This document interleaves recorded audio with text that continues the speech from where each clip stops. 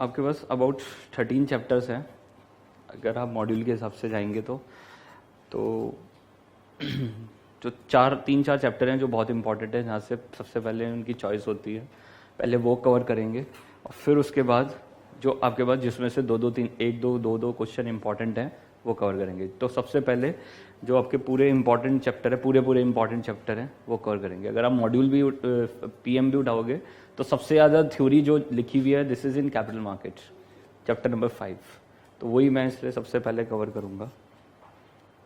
Highlighters है, हाँ बस ठीक है, मतलब हाईलाइट ही इंपॉर्टेंट है। मैं आपको बताऊँ, अगर थ्योरी क्लास करने का एक बेनिफिट है बस वो यही है कि आपका अंडरलाइन हो जाएगा, हाईलाइट हो जाएगा, और हाईलाइट हो गया तो आप पढ़ लोगे, और हाईलाइट नहीं हुआ तो नहीं पढ़ोगे। मैं खुद आपको पढ़ाने के लिए हाईलाइट करके लाया हूँ पहले ही कि मेरा फोकस उस पर जाएगा, ठीक है।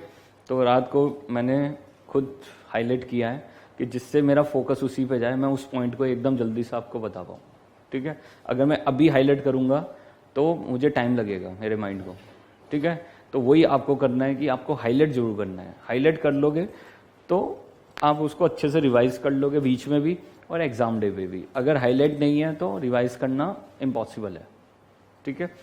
तो सबसे पहले जो मेरी चॉइस होगी वो कि जो सबसे इम्पॉर्टेंट थ्योरी है वो कवर हो। उसके बाद जो मुझे पता है कि जहाँ से 1-2 क्वेश्चन आने का चांस है वो वाले चैप्टर्स हम कवर करेंगे, ठीक है। तो सबसे पहले चैप्टर नंबर 5 और उसके बाद चैप्टर नंबर 13, दो मुझे लगता है कि वहाँ से आने के एक क्वेश्चन आने का पूरा चांस है, तो पहले वो कवर करेंगे। फिर उसके बाद रिवर्स चलेंगे किस तरह से वहाँ पर 11 करेंगे। एक है आपके पास मनी मार्केट वाला है, वो चैप्टर करेंगे। तो वो सीरीज़ की उनकी इम्पोर्टेंस के हिसाब से ही करेंगे। और लास्ट में अगर आप देखोगे बुक के लास्ट में हमारे पास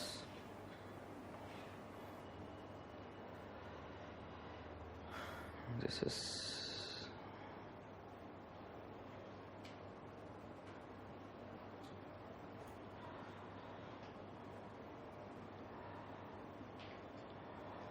मैंने सारे क्वेश्चंस दे रखे हैं अटेम्प्ट वाइज, अगर आप देख पाएंगे।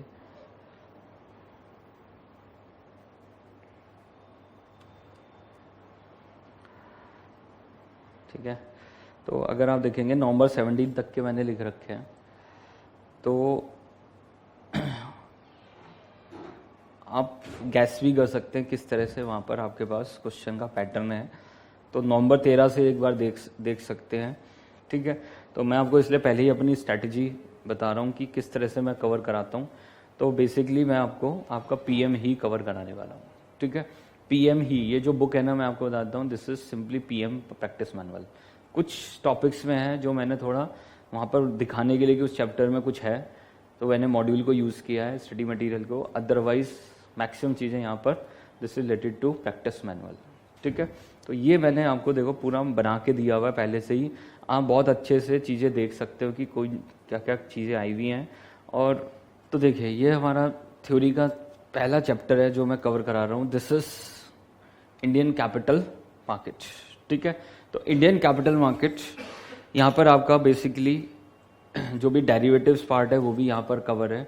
तो उसी से रिलेटेड यहाँ पर आपको थ्योरीज मिलेगी, डेरिवेटिव्स से रिलेटेड थोड़ा बहुत आपका स्टॉक एक्सचेंज, मर्चेंट बैंकिंग, उन सबसे रिलेटेड आपको थ्योरी पार्ट यहाँ पर मिलने वाला है। तो देखिए, इंपॉर्टेंट जो थ्योरी है मैं वही कवर कर रहा हूँ। और उसमें सबसे पहले आपके पास क्या है, what are the functions of stock exchange. What are the functions of stock exchange, कि स्टॉक एक्सचेंज के क्या फंक्शंस हैं, हमें वो देखना है। तो सबसे पहले सोचना है, जब भी आप कोई भी थ्योरी का पार्ट देख रहे हैं तो वहाँ पर उसका प्रैक्टिकल पॉइंट सोचना है कि स्टॉक एक्सचेंज क्यों सेटअप किया गया, पर्पस क्या था स्टॉक एक्सचेंज को सेटअप करने के पीछे, कि हम वहाँ पर एक प्लेटफॉर्म प्रोवाइड करा सकें कि जिससे लोग आपस में क्या कर सकें, एक फेयर लेवल पे क्या कर सकें, ट्रेड कर सकते हैं विदाउट एनी मैनिपुलेशंस, ठीक है। तो this is the main purpose. हमने डिस्कस किया था बोनस, याद है, बोनस स्प्लिट क्यों बोनस किया जा रहा है, this is for marketability and liquidity. Same concept है यहाँ पर। सबसे पहले this is liquidity and marketability, ठीक है। तो लिक्विडिटी एंड मार्केटेबिलिटी का मतलब क्या है कि इजिली ट्रेडेबल। लिक्विडिटी का मतलब क्या होता है, इजिली ट्रेडेबल। मार्केटेबिलिटी, हम अपने आप को क्या कर सकते हैं, मार्केट। तो कंपनीज अपने आप को लिस्ट क्यों करा रही हैं एक्सचेंज पे, the purpose is marketability only, ठीक है। And the second one is liquidity. Liquidity का मतलब क्या है कि वो इजिली ट्रेड हो सके। इजिली ट्रेडेबल मतलब, अगर मैं बात करूं easily tradable,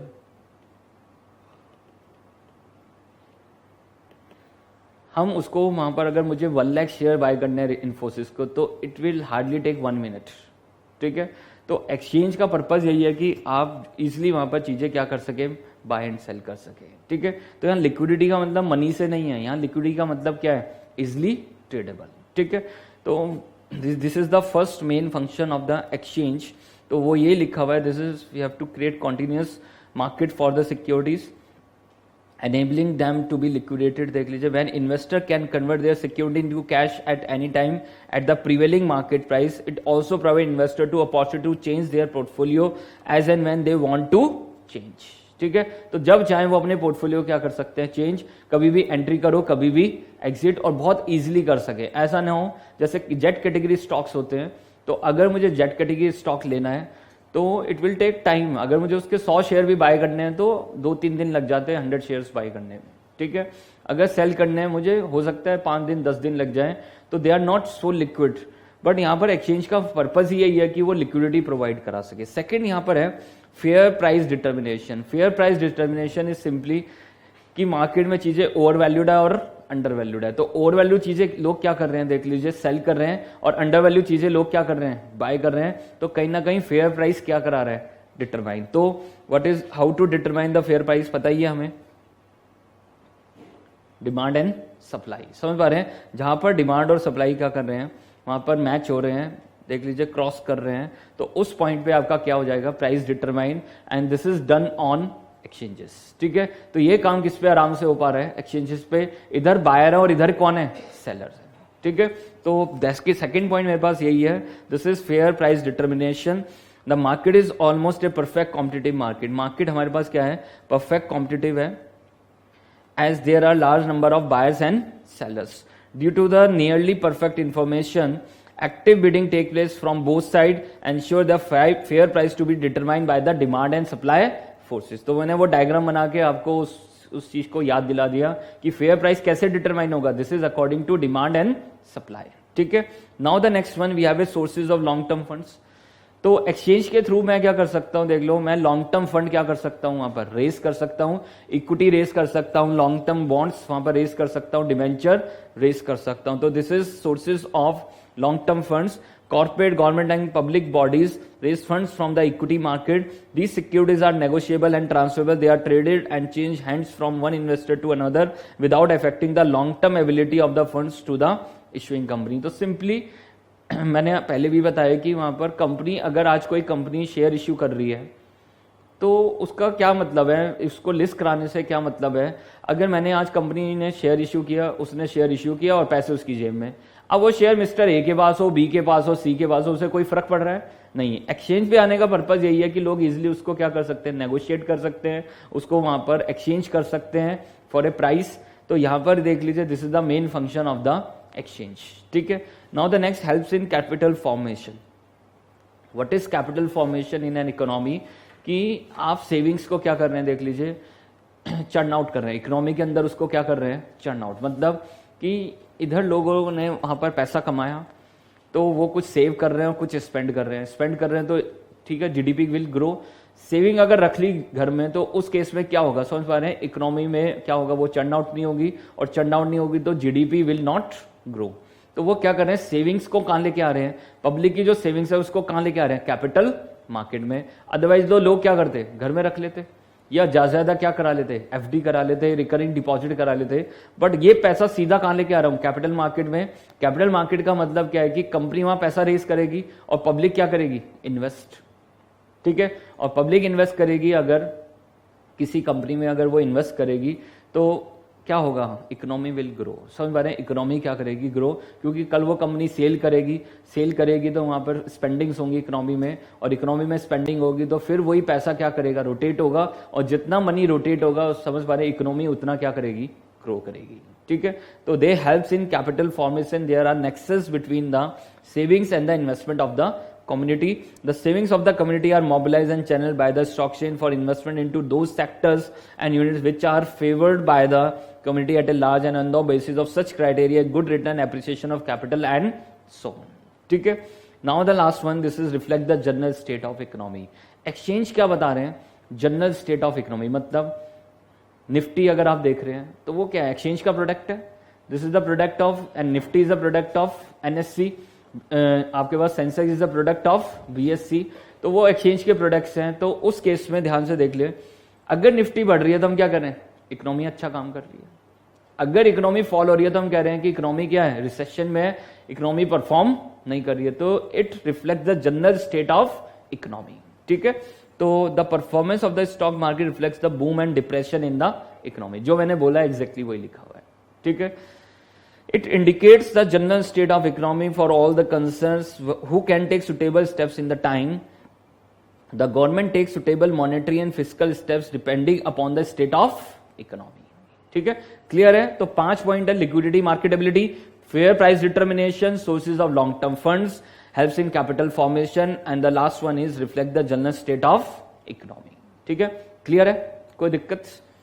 Now the next one, write a short note on rolling settlement. What is rolling settlement? पहले इसको समझ लेते हैं। तो what is rolling settlement?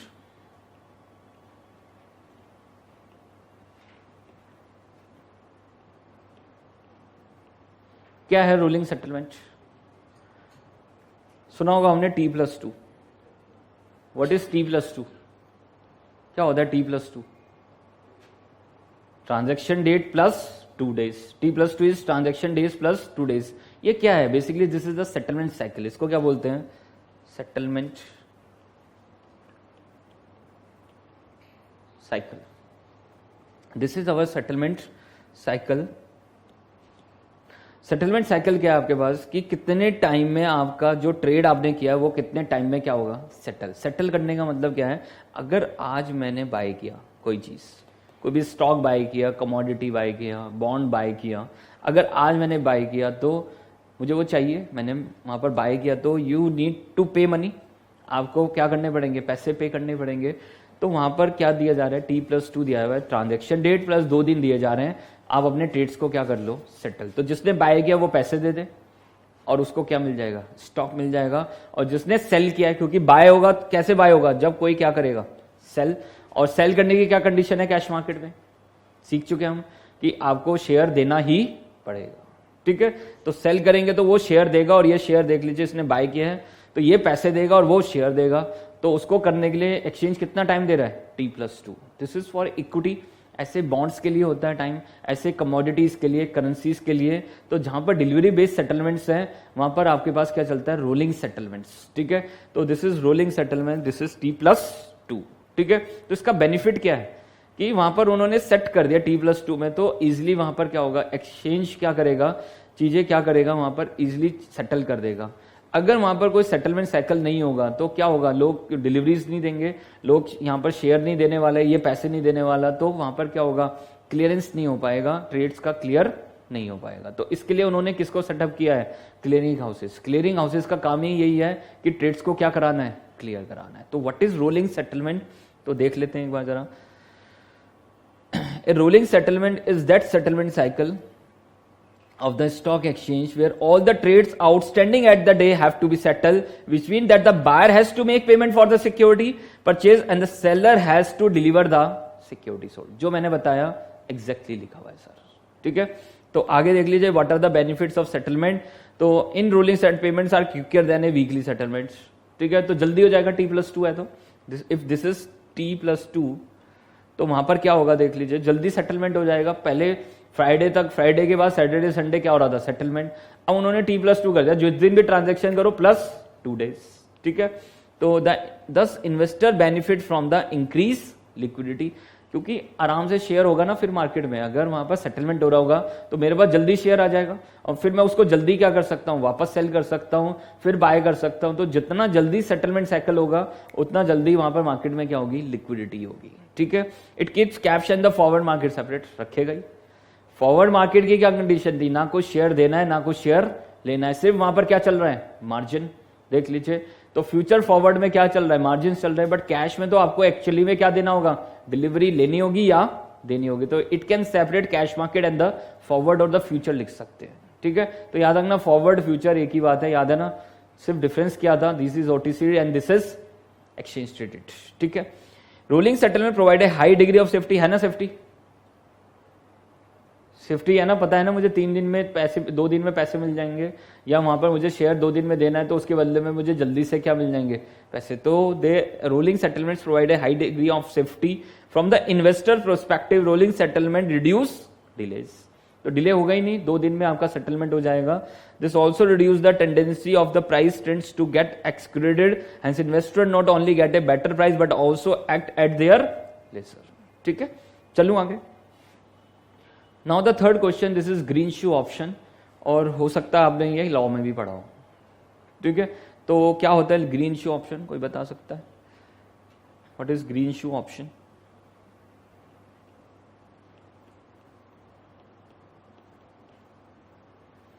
आज के टाइम में जितने भी आईपीओज आ रहे हैं, तो this is book building process. सुना है वर्ड बुक बिल्डिंग प्रोसेस?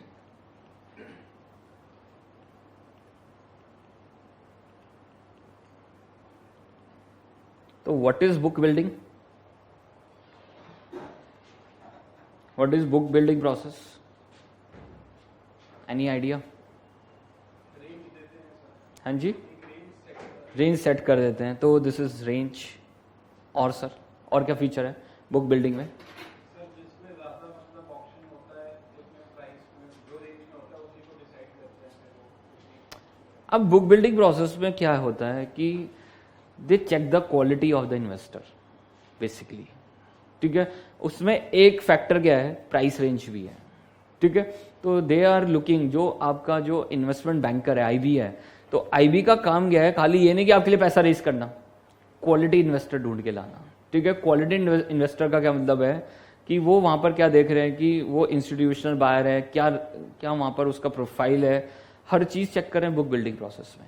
ठीक है, तो खाली वो तो हमें दिखता है कि प्राइस रेंज के अंदर जो हाईएस्ट बिड है वो आप लगा दो, तो सबसे पहला क्राइटेरिया क्या होता है हमेशा, दिस इज प्राइस, याद रखना। तो इसलिए वो सबका फोकस किस पे रहता है, उस प्राइस पे रहता है। मान लो price band, book building process में कंपनीज क्या दे रहे हैं, they are giving you the price band. मान लो the share price is about 330, तो but they are giving you the price band of 300 to 350, और आप बिड्स लगाओ, हमारे लिए क्या लगाओ, बिड्स। तो कोई ऑफर प्राइस नहीं होता प्रैक्टिकली आज के टाइम में क्या होता है, आपके पास we have a price range, और आप हमारे लिए बिड लगाओ 300 से 350 के बीच में। ठीक है, पहले क्या चलता था, कंपनी सीधा ऑफर प्राइस बता रही है, मैं शेयर 330 में बेचूंगा, जिसको लेना है ले लो, जिसको नहीं लेना मत लो। बट अब ऐसा नहीं है, we have a book building process, और बुक बिल्डिंग प्रोसेस में क्या कर रहे हैं, वहां पर हम एक रेंज सेट कर रहे हैं, और आप मेरे लिए क्या करो, बिड करो इस रेंज के अंदर। ठीक है, तो आपको लगता है मैं बहुत अच्छी कंपनी हूं, तो यू हैव टू पे मी द 350 रुपीज, और अगर लग रहा है कि बहुत अच्छी कंपनी नहीं है, तो यू हैव टू पे 300, योर चॉइस। ठीक है, तो we are accepting your offer. Basically contract पढ़ा है ना, कॉन्ट्रैक्ट में क्या है कि एक वहां पर ऑफर दे रहा है और एक उसको क्या कर रहा है, एक्सेप्ट कर रहा है। तो यहाँ रिवर्स कर दिया उन्होंने इससे प्रोसेस, कि वो मुझे ऑफर दे रहे हैं और फिर कंपनी क्या करेगी, एक्सेप्ट करेगी। ठीक है, तो खाली प्राइस नहीं देखते, they are check the quality of the investor, सब प्रोफाइल्स, ये सब चीजें चेक की जाती हैं। इंडिया में थोड़ा क्या है कि थोड़ा डिफिकल्ट है ये सब चीजें, ना इतना लोग देखते हैं, but in international scenario in book building process they are also looking the quality of the investor, कौन हमारी कंपनी में पैसा क्या कर रहा है, इन्वेस्ट कर रहा है। तो उसके अकॉर्डिंग भी क्या होती है, एप्लीकेशंस क्या होती हैं, सेलेक्ट होती है। ठीक है, रिजेक्ट एंड सिलेक्शन। ठीक है, तो ये बहुत अच्छा प्रोसेस उन्होंने वहां पर स्टार्ट किया है। पर्पज यही है कि वहां पर बेसिकली हम आपकी ऑफर को एक्सेप्ट करें, आप हमारी ऑफर को एक्सेप्ट ना करें। ठीक है, तो इसी बुक बिल्डिंग प्रोसेस में we are following the green shoe option. What is the purpose of green shoe option? क्या पर्पज है? 2 पर्पज है ग्रीन शू ऑप्शन के। एनी आइडिया किसी को, जो लोग लॉ पढ़ रहे हैं? What are the 2 main purpose of green shoe option? तो ये लिंक बुक बिल्डिंग प्रोसेस से ही है। 2 मेन पर्पज है। पहला, ओवर सब्सक्राइब। अगर आपका इश्यू क्या हो गया है, ओवर सब्सक्राइब्ड। दूसरा, प्राइस स्टेबलाइजिंग।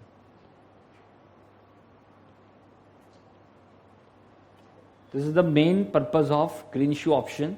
एक तो आपका इश्यू ओवर सब्सक्राइब्ड है, तो वो वहां पर क्या कर रहे हैं, प्रोराटा बेसिस पे शेयर्स क्या कर रहे हैं, अलॉट कर रहे हैं। ठीक है, अब उसमें क्या हो गया कि मान लो मैंने 1 लाख शेयर इश्यू की, ऑफर दी, बट मेरे पास एप्लीकेशन 1,10,000 आ गई, ठीक है, या 1,20,000 आ गई, या 1.5 लाख आ गई, तो उस केस में वहां पर मेरे पास एक और अपॉर्चुनिटी है कि मैं थोड़े और शेयर क्या कर सकता हूं, इश्यू कर सकता हूं। This is through GSO. किसके थ्रू कर सकते हैं? जीएसओ। तो उसमें क्या करेगा, प्रमोटर अपना कुछ स्टेक क्या कर देगा, स्टेबलाइजिंग एजेंट के पास रख देगा। किसके पास रख देगा? स्टेबलाइजिंग। तो एक एग्जांपल से समझ लेते हैं। मान लो वी हैव 1 लाख शेयर्स, ये मैंने इश्यू किए, मतलब ऑफर किए बेसिकली, बट मेरे पास जो एप्लीकेशन आई 1,50,000 की। अब क्या करें? एक तो तरीका कि सिंपली प्रोराटा बेसिस पे क्या कर दें, अलॉटमेंट। एक और अपॉर्चुनिटी है मेरे पास कि मैं और शेयर्स क्या कर सकता हूं, वहां पर और कैपिटल क्या कर सकता हूं, रेज कर सकता हूं। This is not more than 15% of the issue size. तो एक वहां पर उन्होंने बता दिया है, not more than 15% of the issue size. तो if issue size is 1 lakh, तो कितने और शेयर इश्यू कर सकते हो? 15,000। ठीक है, तो हम वहां पर 15,000 और शेयर क्या कर सकते हैं, इश्यू कर सकते हैं। तो ये शेयर कहां से लें भाई? प्रमोटर्स। समझ पा रहे हैं? तो ये जो 15,000 शेयर एक्स्ट्रा हम इश्यू करेंगे कहां से लाएंगे? प्रमोटर से। ठीक है, तो ये यहां पर सिस्टम है कि हम प्रमोटर क्या करेगा, कुछ अपने स्टेक किसको दे देगा?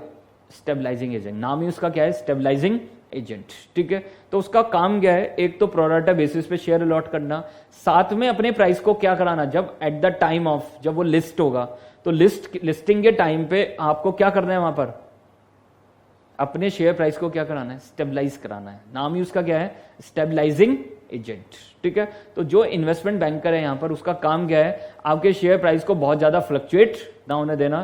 तो शुरू के 3-4 दिन वो क्या करता है, अपने प्राइस को क्या कराता है? स्टेबलाइज कराता है। तो स्टेबलाइज कराने के लिए वो कुछ शेयर मार्केट से बाय करता है, या कुछ शेयर वहां पर क्या करता है? सेल करता है। तो वो जो पूरा प्रोसेस फॉलो कर रहा है, this is green shoe option. ठीक है, तो लॉ में बहुत अच्छे से आप इस चीज को पढ़ोगे, बट यहां पर भी एक बार हम इसको कवर कर लेते हैं। ठीक है, तो ध्यान से देखना, this is our green shoe option. क्या कह रहा है? GSO means an option available to the company issuing securities to the public to allocate share in excess of the public issue। जो मैंने लैंग्वेज बोली, in excess of the public issue। तो public issue is 1 lakh, और मैं उससे ज्यादा share क्या कर सकता हूं? इश्यू कर सकता हूं। And operating a post listing price stabilising mechanism through a stabilising agent. ये मैंने आपको 2 फीचर बताए। This is the 2 main features of GSO green shoe option. Law में भी आपके लिए इंपॉर्टेंट है ये concept.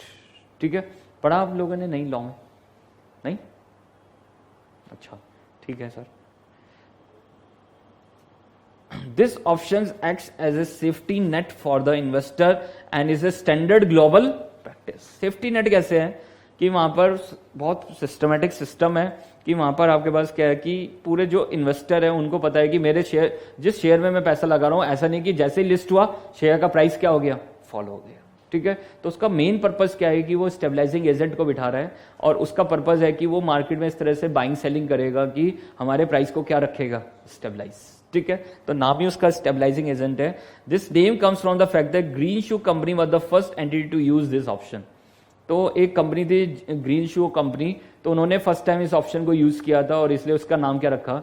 GSO, green shoe option. ठीक है, तो ध्यान से देखना, GSO is available to a company which in issuing equity shares through the book building mechanism. ये तो बताया मैंने कि जो बुक बिल्डिंग प्रोसेस के थ्रू जा रहे हैं उनके पास ये एक और एक्स्ट्रा फीचर है, mechanism for the stabilising the post listing price of the share. तो इससे हम क्या कर सकते हैं? लिस्ट करने के बाद अपने प्राइस को क्या करा सकते हैं? Stabilise. The first point is the company shall appoint one of the leading book runner as a stabilising agent who will responsible for the price stabilising process. तो मैंने सिंपली बताया this is SA stabilising agent, और वो practically कौन होते हैं? Investment bankers. समझ पा रहे हो कौन होते हैं? Investment bankers. फिर क्या लिखा हुआ है? The promoter of the company will enter into agreement with the SA to lend some of their shares to the latter not exceeding 15% of the total issue size. तो ये आपको लिखना पड़ेगा, तभी कीवर्ड है not exceed 15% of the total issue size. तो हमारे example में issue size is 1 lakh shares, तो कितना एक्स्ट्रा और दे सकता है? 15%, नॉट एक्सीडिंग 15%। तो 15,000 शेयर और क्या कर सकते हैं? इश्यू कर सकते हैं। ठीक है, the borrowed share shall be in the dematerialise form. तो जो हमने प्रमोटर से शेयर लिए हैं वो कहां रख देंगे, डीमेट अकाउंट में। अलग से डीमेट अकाउंट ओपन करेंगे, this is GSO demat account, उसका नाम क्या हो जाएगा, जीएसओ डीमेट अकाउंट। और उसके लिए एक अलग से बैंक अकाउंट ओपन कर देंगे, उसका नाम क्या होगा, जीएसओ बैंक अकाउंट। ठीक है, अलग से क्यों करेंगे, क्योंकि जो भी ट्रांजेक्शन होगी वो किसके थ्रू होगी, इन दोनों के थ्रू। क्योंकि जब मैं इस प्राइस को स्टेबलाइज करूंगा तो शेयर बेचूंगा तो वो कहां होंगे, डीमेट में।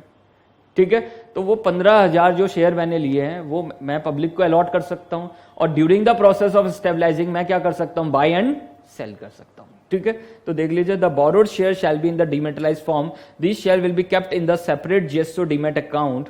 इन case of over subscription the allocation of this share shall be on the pro rata basis to all the applicants. ठीक है, तो हम किसको दे देंगे, प्रोराटा बेसिस पे एप्लीकेंट्स को दे देंगे। The money receive from the allotment of this shares. अब शेयर अलॉट करोगे तो पैसे आएंगे, और उसको कहां रखेंगे, एक अलग से सेपरेट GSO बैंक अकाउंट में, distinct from the issue account, and amount will be used to buying shares from the market during the stabilising period. तो whatever be your stabilising period, उस समय जो भी मैं शेयर बाय करूंगा तो उसके लिए पैसे देने पड़ेंगे, तो वो कहां से यूज करेंगे, उस GSO बैंक अकाउंट से। देख लीजिए, these share bought from the market by the SA for stabilizing shall be credited to the GSO demat account. तो अगर ड्यूरिंग स्टेबलाइजिंग पीरियड मैंने कोई शेयर बाय किए तो वो कहां मेरे रखे जाएंगे, GSO डीमेट अकाउंट में। these shares shall be returned to the promoters। किसको वापस कर देंगे, प्रोमोटर्स को। कितने दिन में, 2 दिन में, of the closure of the stabilising process. ठीक है, तो 2 दिन में आपको शेयर क्या करने पड़ेंगे वापस। मान लो 15,000 शेयर आए, मैंने अलॉट कर दिए, पैसे आ गए GSO अकाउंट में। अब ड्यूरिंग द प्रोसेस मैंने कुछ शेयर फिर वापस बाय कर लिए, मान लो 5,000 शेयर मैंने और बाय कर लिए। अब जब स्टेबलाइजिंग पीरियड खत्म हो जाएगा तो वो 5,000 शेयर वापस किसको कर देंगे, प्रोमोटर्स को। सिंपल प्रोसेस है सर। ठीक है, तो देख लीजिए, in order to stabilise post listing price SA shall determine the timing and the quantity of shares to be bought. तो कौन डिसाइड करेगा कितने शेयर बाय करने हैं, कब बाय करने हैं, कब सेल करने हैं, कौन डिसाइड करेगा, देख लीजिए, SA, this is stabilising agent. ठीक है, if at the expiry of the time the asset does not purchase share to the extent of over allocated share, the share to the extent of the shortfall will be allotted by the company to the GSO demat account and multiplied by the issued price। ठीक है, तो मान लो आपने वहां पर, देख लीजिए, कुछ वहां पे परचेज नहीं किए तो वी हैव टू क्या करने पड़ेंगे, लोगों को क्या करने पड़ेंगे, एलोकेट करने पड़ेंगे। ठीक है, तो वो बेसिकली लास्ट में हम क्या कर देते हैं, इशू प्राइस के अकॉर्डिंग उसको क्या कर देंगे, लोगों को अलॉट कर देंगे। ठीक है, तो ये आपके पास पूरा, दिस इज GSO, ये आपके पास क्या आ गया, GSO, this is green shoe option. ठीक है, याद रहेगा। ठीक है, परफेक्ट, देख लो, अंडरलाइन कर रहे हैं ना, प्लीज अंडरलाइन करें, हाईलाइट करें, जो करना है वो करें, क्योंकि तभी फायदा होगा। जब आप दोबारा रिवीजन करोगे तो आपको तभी वहां पर मेन बेनिफिट होने वाला है। ठीक है, तो प्लीज वहां पर हाईलाइट करें जो भी करना है। अब देखो, ये क्वेश्चन 3 बार आ चुका है, 3 टाइम्स। ठीक है, this is 3 times. What are the factors affecting the value of an option. कौन कौन से फैक्टर हैं जो वैल्यू ऑफ ऑप्शन को क्या कर रहे हैं, अफेक्ट कर रहे हैं। प्लीज फोकस करें। तो what are the factors affecting the value of an option. तो देख लीजिए, हमारे पास सबसे पहले याद होगा, दिस इज स्टॉक प्राइस। पूरा जो गेम है वो किसका है, स्टॉक प्राइस का है। तो कॉल के लिए क्या कर रहे थे, S - X, और पुट के लिए क्या कर रहे थे, X - X। ठीक है, याद आ रहा है। तो what are the factors affecting the value of an option. पहला है, this is underlying asset, it derive its value from the value of an underlying asset. Second factor मेरे पास क्या है, X है, और वो हमेशा क्या रहेगा, फिक्स रहेगा। उसके अलावा हमने पढ़ा था ग्रीन आपके पास ग्रीक पैरामीटर्स। तो ग्रीक पैरामीटर्स क्या थे आपके पास, you have delta, gamma, theta, rho and vega, याद है। तो V स्टैंड्स फॉर वॉलिटिलिटी, मतलब standard deviation. Rho R stands for rate of interest, देख लीजिए, and the T stands for time to expiration. तो कौन कौन से फैक्टर हैं जो मेरी ऑप्शन की वैल्यू को इफेक्ट कर सकते हैं, तो एक तो टाइम, एक रेट ऑफ इंटरेस्ट, और एक वॉलिटिलिटी। और उसके अलावा 2 फैक्टर मैंने आपको बताया, stock price and exercise price, और उसमें एक्सरसाइज प्राइस क्या रहेगा, हमेशा फिक्स रहेगा। ठीक है, तो these are the factors affecting the value of an option. पूरा चैप्टर पढ़ चुके हैं सर। ठीक है, तो this is a practical based theory. ये आपके पास क्या है, प्रैक्टिकल बेस्ड थ्योरी है। तो what are the factors affecting the value of an option? तो सबसे पहले आपके पास क्या है? Price of the underlying asset, ठीक है। तो पहली मेरे पास क्या है? Price of the underlying asset. Price of the underlying asset का क्या मतलब है? This is stock price. अगर स्टॉक है, कमोडिटी है, तो कमोडिटी प्राइस, जो उसका कौन सी मार्केट में प्राइस चल रहा है? कैश मार्केट में price. It derive its value from the value of an underlying asset, ठीक है। तो देखो जरा, the value of call and put options are affected by the change in the underlying stock price in a relatively straight forward manner. पता ही है, जैसे stock price बढ़ेगा वैसे कॉल की वैल्यू बढ़ेगी, और जैसे स्टॉक प्राइस गिरेगा वैसे पुट की वैल्यू क्या होगी? इंक्रीज होगी, वो भी इंक्रीज होगी। तो there is a positive relationship between the stock price and the value of call, and there is a negative relationship between the stock price and the value of put option. पढ़ चुके हैं सब, ठीक है। Now we have, देख लीजिए, time.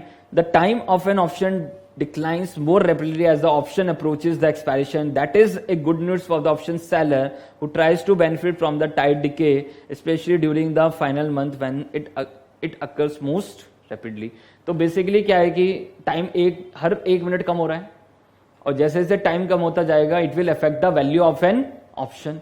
तो वही यहां पर बात हो रही है, क्योंकि हम कैसे वैल्यूएशन कर रहे हैं, हाउ टू डू वैल्यूएशन, ध्यान से देखना। हम वैल्यूएशन कैसे कर रहे हैं? Spot rate e raise to the power r t, ठीक है। तो spot rate e raise to the power r t, और e raise to the power r t कर रहे तो r is one of the factor and t is one of the factor. देख लो, जैसे ही मार्केट में रेट ऑफ इंटरेस्ट चेंज होगे वैसे ही वैल्यू ऑफ ऑप्शन चेंज होगी, वैसे ही आपका टाइम चेंज होगा वैसे ही वैल्यू ऑफ ऑप्शन क्या होगी? चेंज होगी।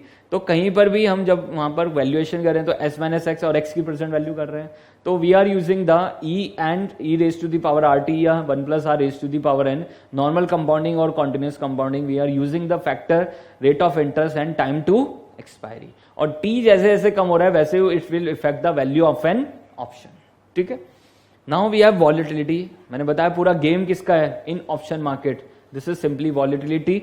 The beginning point of the underlying, देख लीजिए, the beginning point of the underlying, the beginning point of the underlying understanding volatility is measuring called statistical volatility. This is standard deviation. याद रखना, this is standard deviation.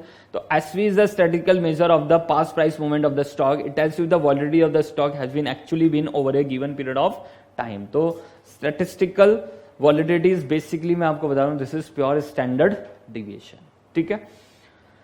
Now we have rate of interest. Another feature which will affect the value of option is the time value of money. The greater the interest rate, the present value of the future exercise price is less.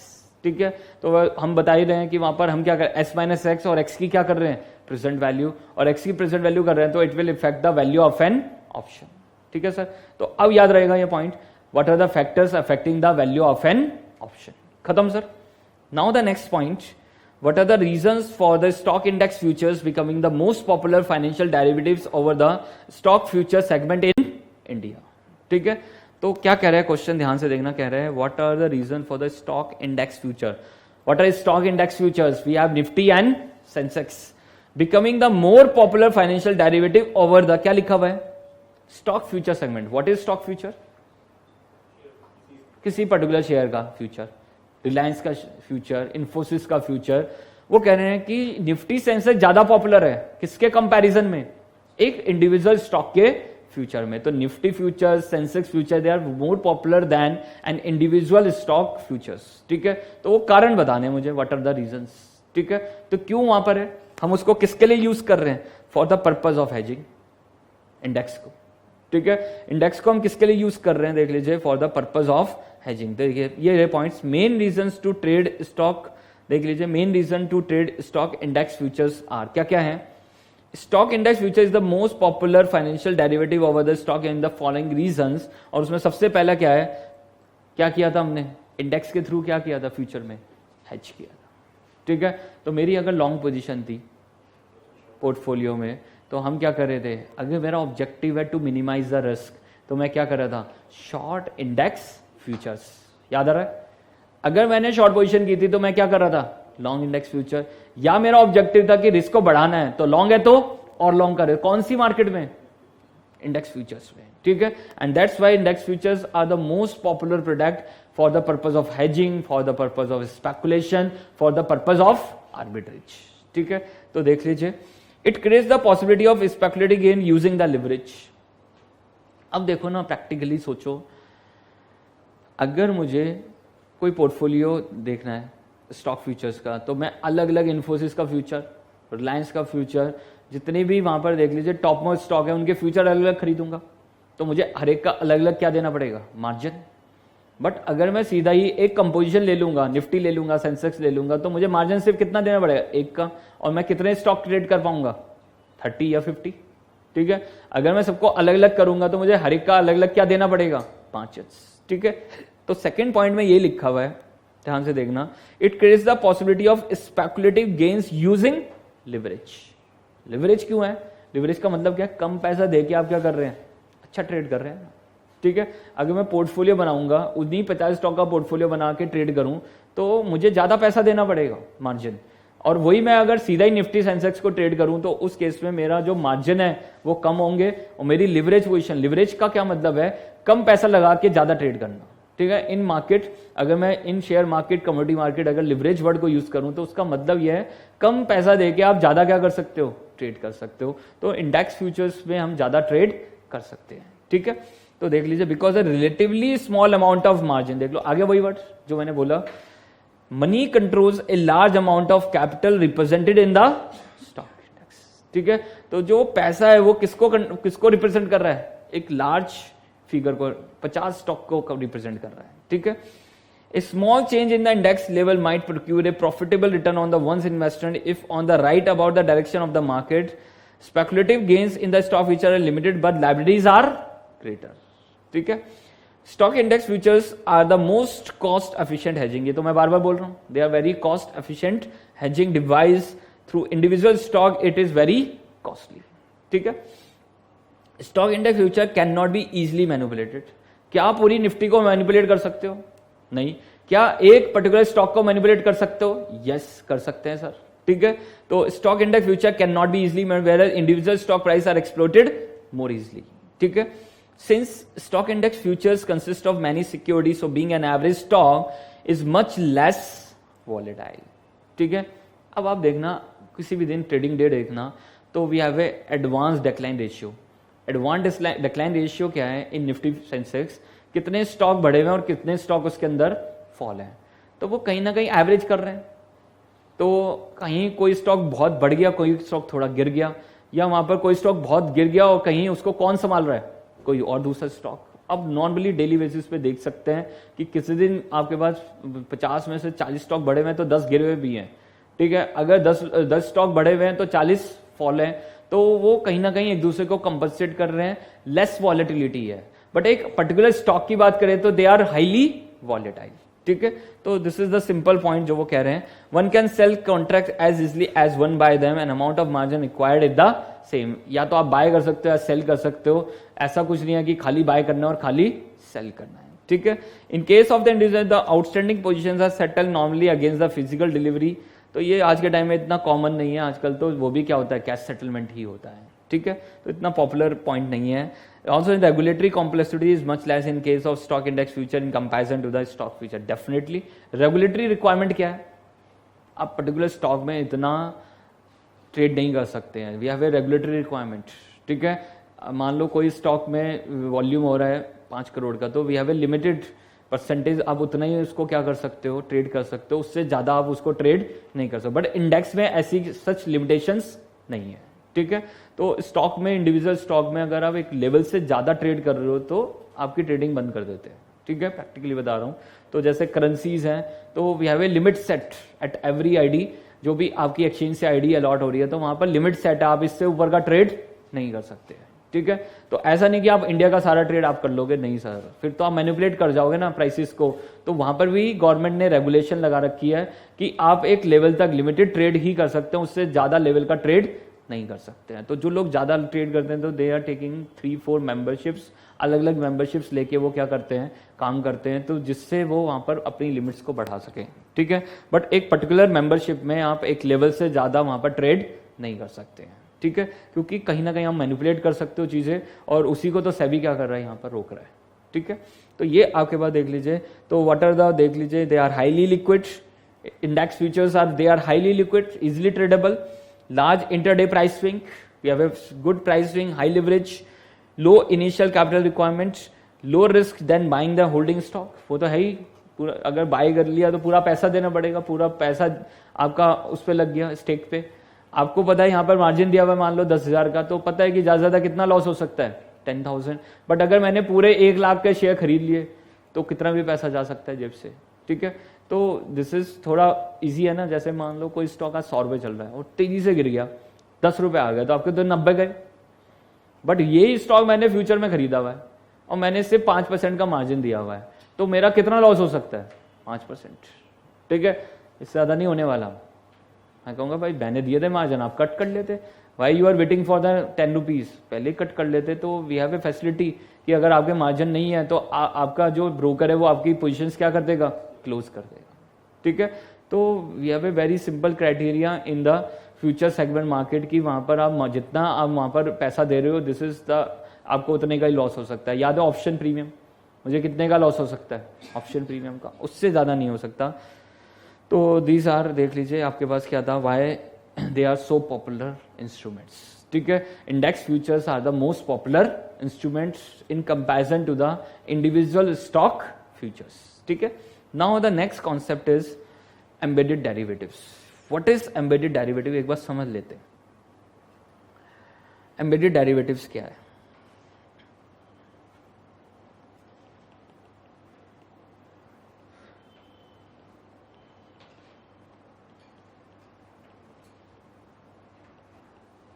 इस पे important लिखना है, embedded derivatives. इस chapter में से frequently questions आते हैं, तो इसमें से कुछ छोड़ के मत जाना, ठीक है। तो इसलिए मैं एक एक क्वेश्चन करा रहा हूं यहां पर, तो ये ध्यान रखना, एक एक पॉइंट इंपॉर्टेंट है, एक क्वेश्चन आने का बहुत प्रोबेबिलिटी रहता है यहाँ से, ठीक है।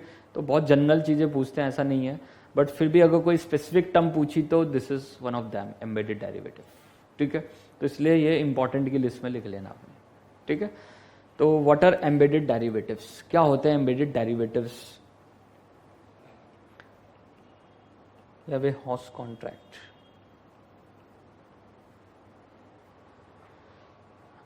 हॉर्स कॉन्ट्रैक्ट क्या है? बेसिकली कुछ भी मेन कॉन्ट्रैक्ट हो सकता है, सेल परचेज, किसी भी तरह का कॉन्ट्रैक्ट हो सकता है, उसमें हम पता क्या ऐड कर दो,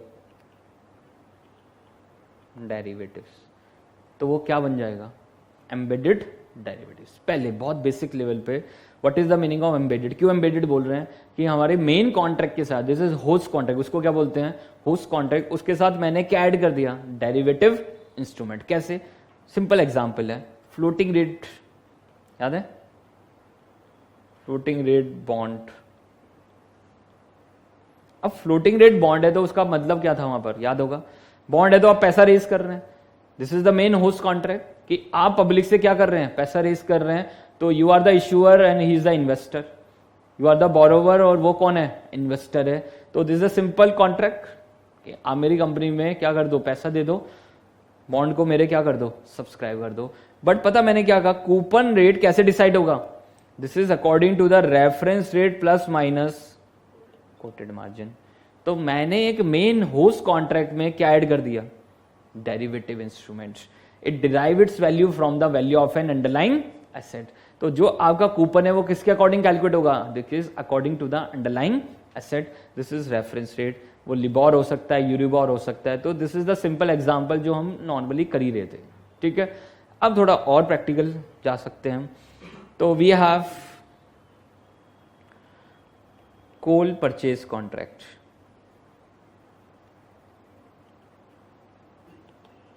मान लो इलेक्ट्रिसिटी कंपनी है, तो वो क्या कर रहे हैं, कोल माइन से क्या किसका कॉन्ट्रैक्ट कर रहे हैं, कोल परचेज करते हैं, ठीक है, this is with the coal mines. अब उन्होंने पता क्या कहा, जो कोल का प्राइस है, this the price of a coal is decided according to the electricity price. समझ पा रहे हैं, वो जो कोल का प्राइस है वो किसके अकॉर्डिंग कैलकुलेट होगा, this is according to the electricity price in the market. तो हम उसके अकॉर्डिंग ही आपको पे करेंगे। तो this is the main contract, host contract, और उसके साथ मैंने क्या ऐड कर दिया, डेरिवेटिव्स।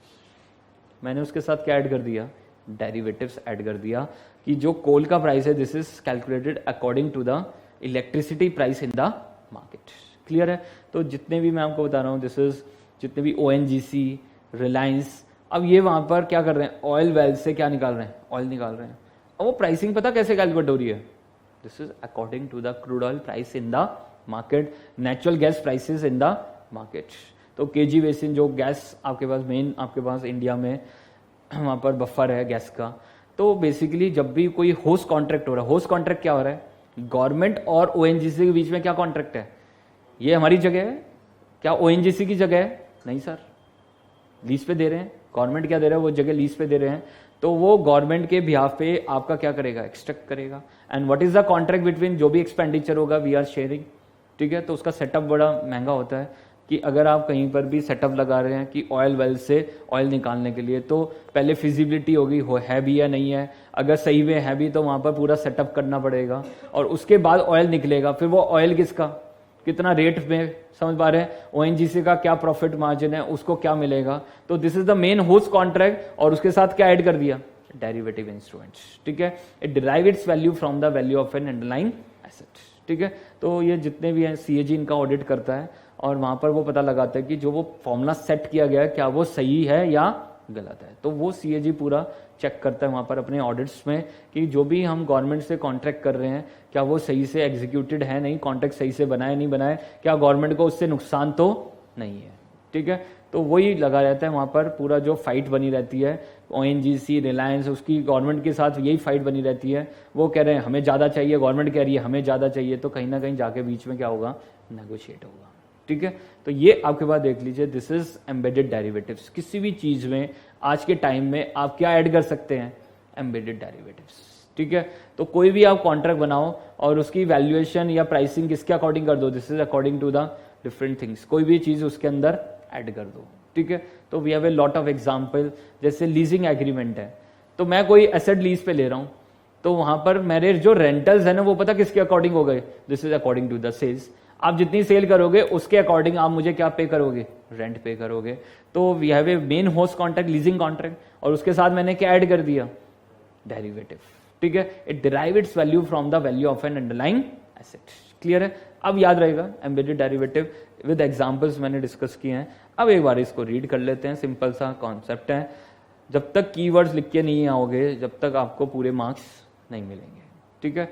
तो इसलिए ध्यान से कीवर्ड्स हाईलाइट कर लेना। Embedded derivative is a derivative instrument that is embedded in a another contract, ठीक है।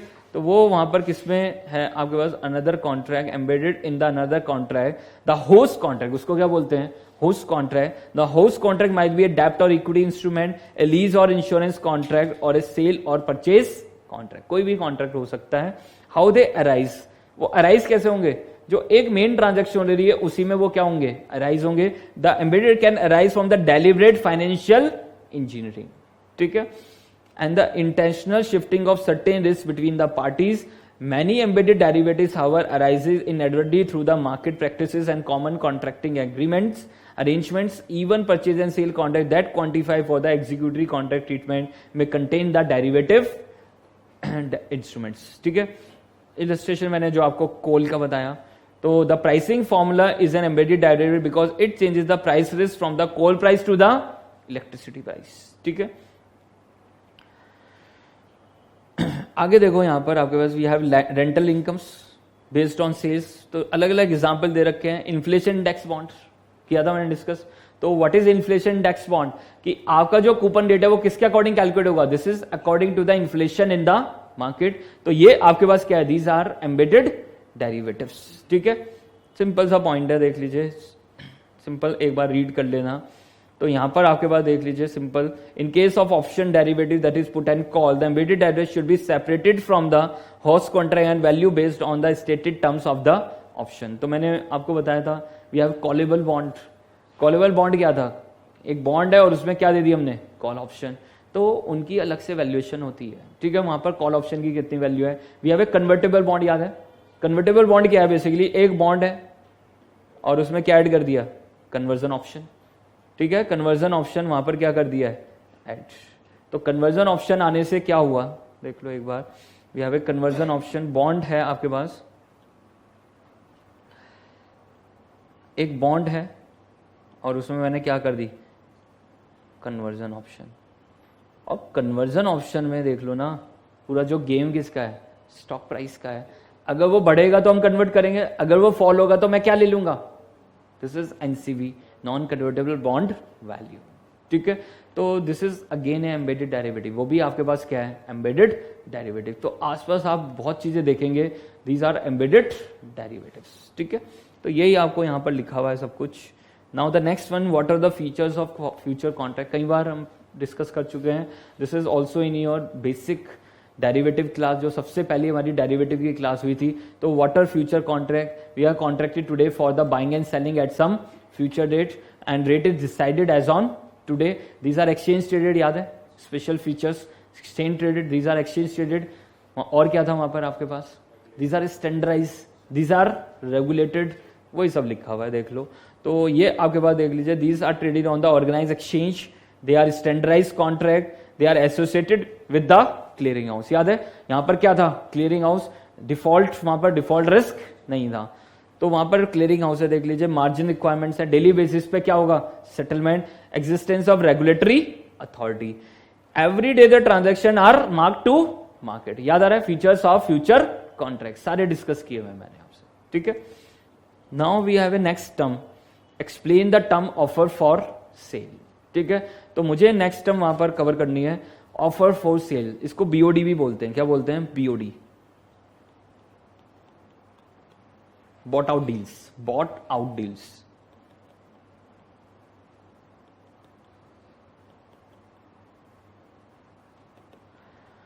What is bought out deals.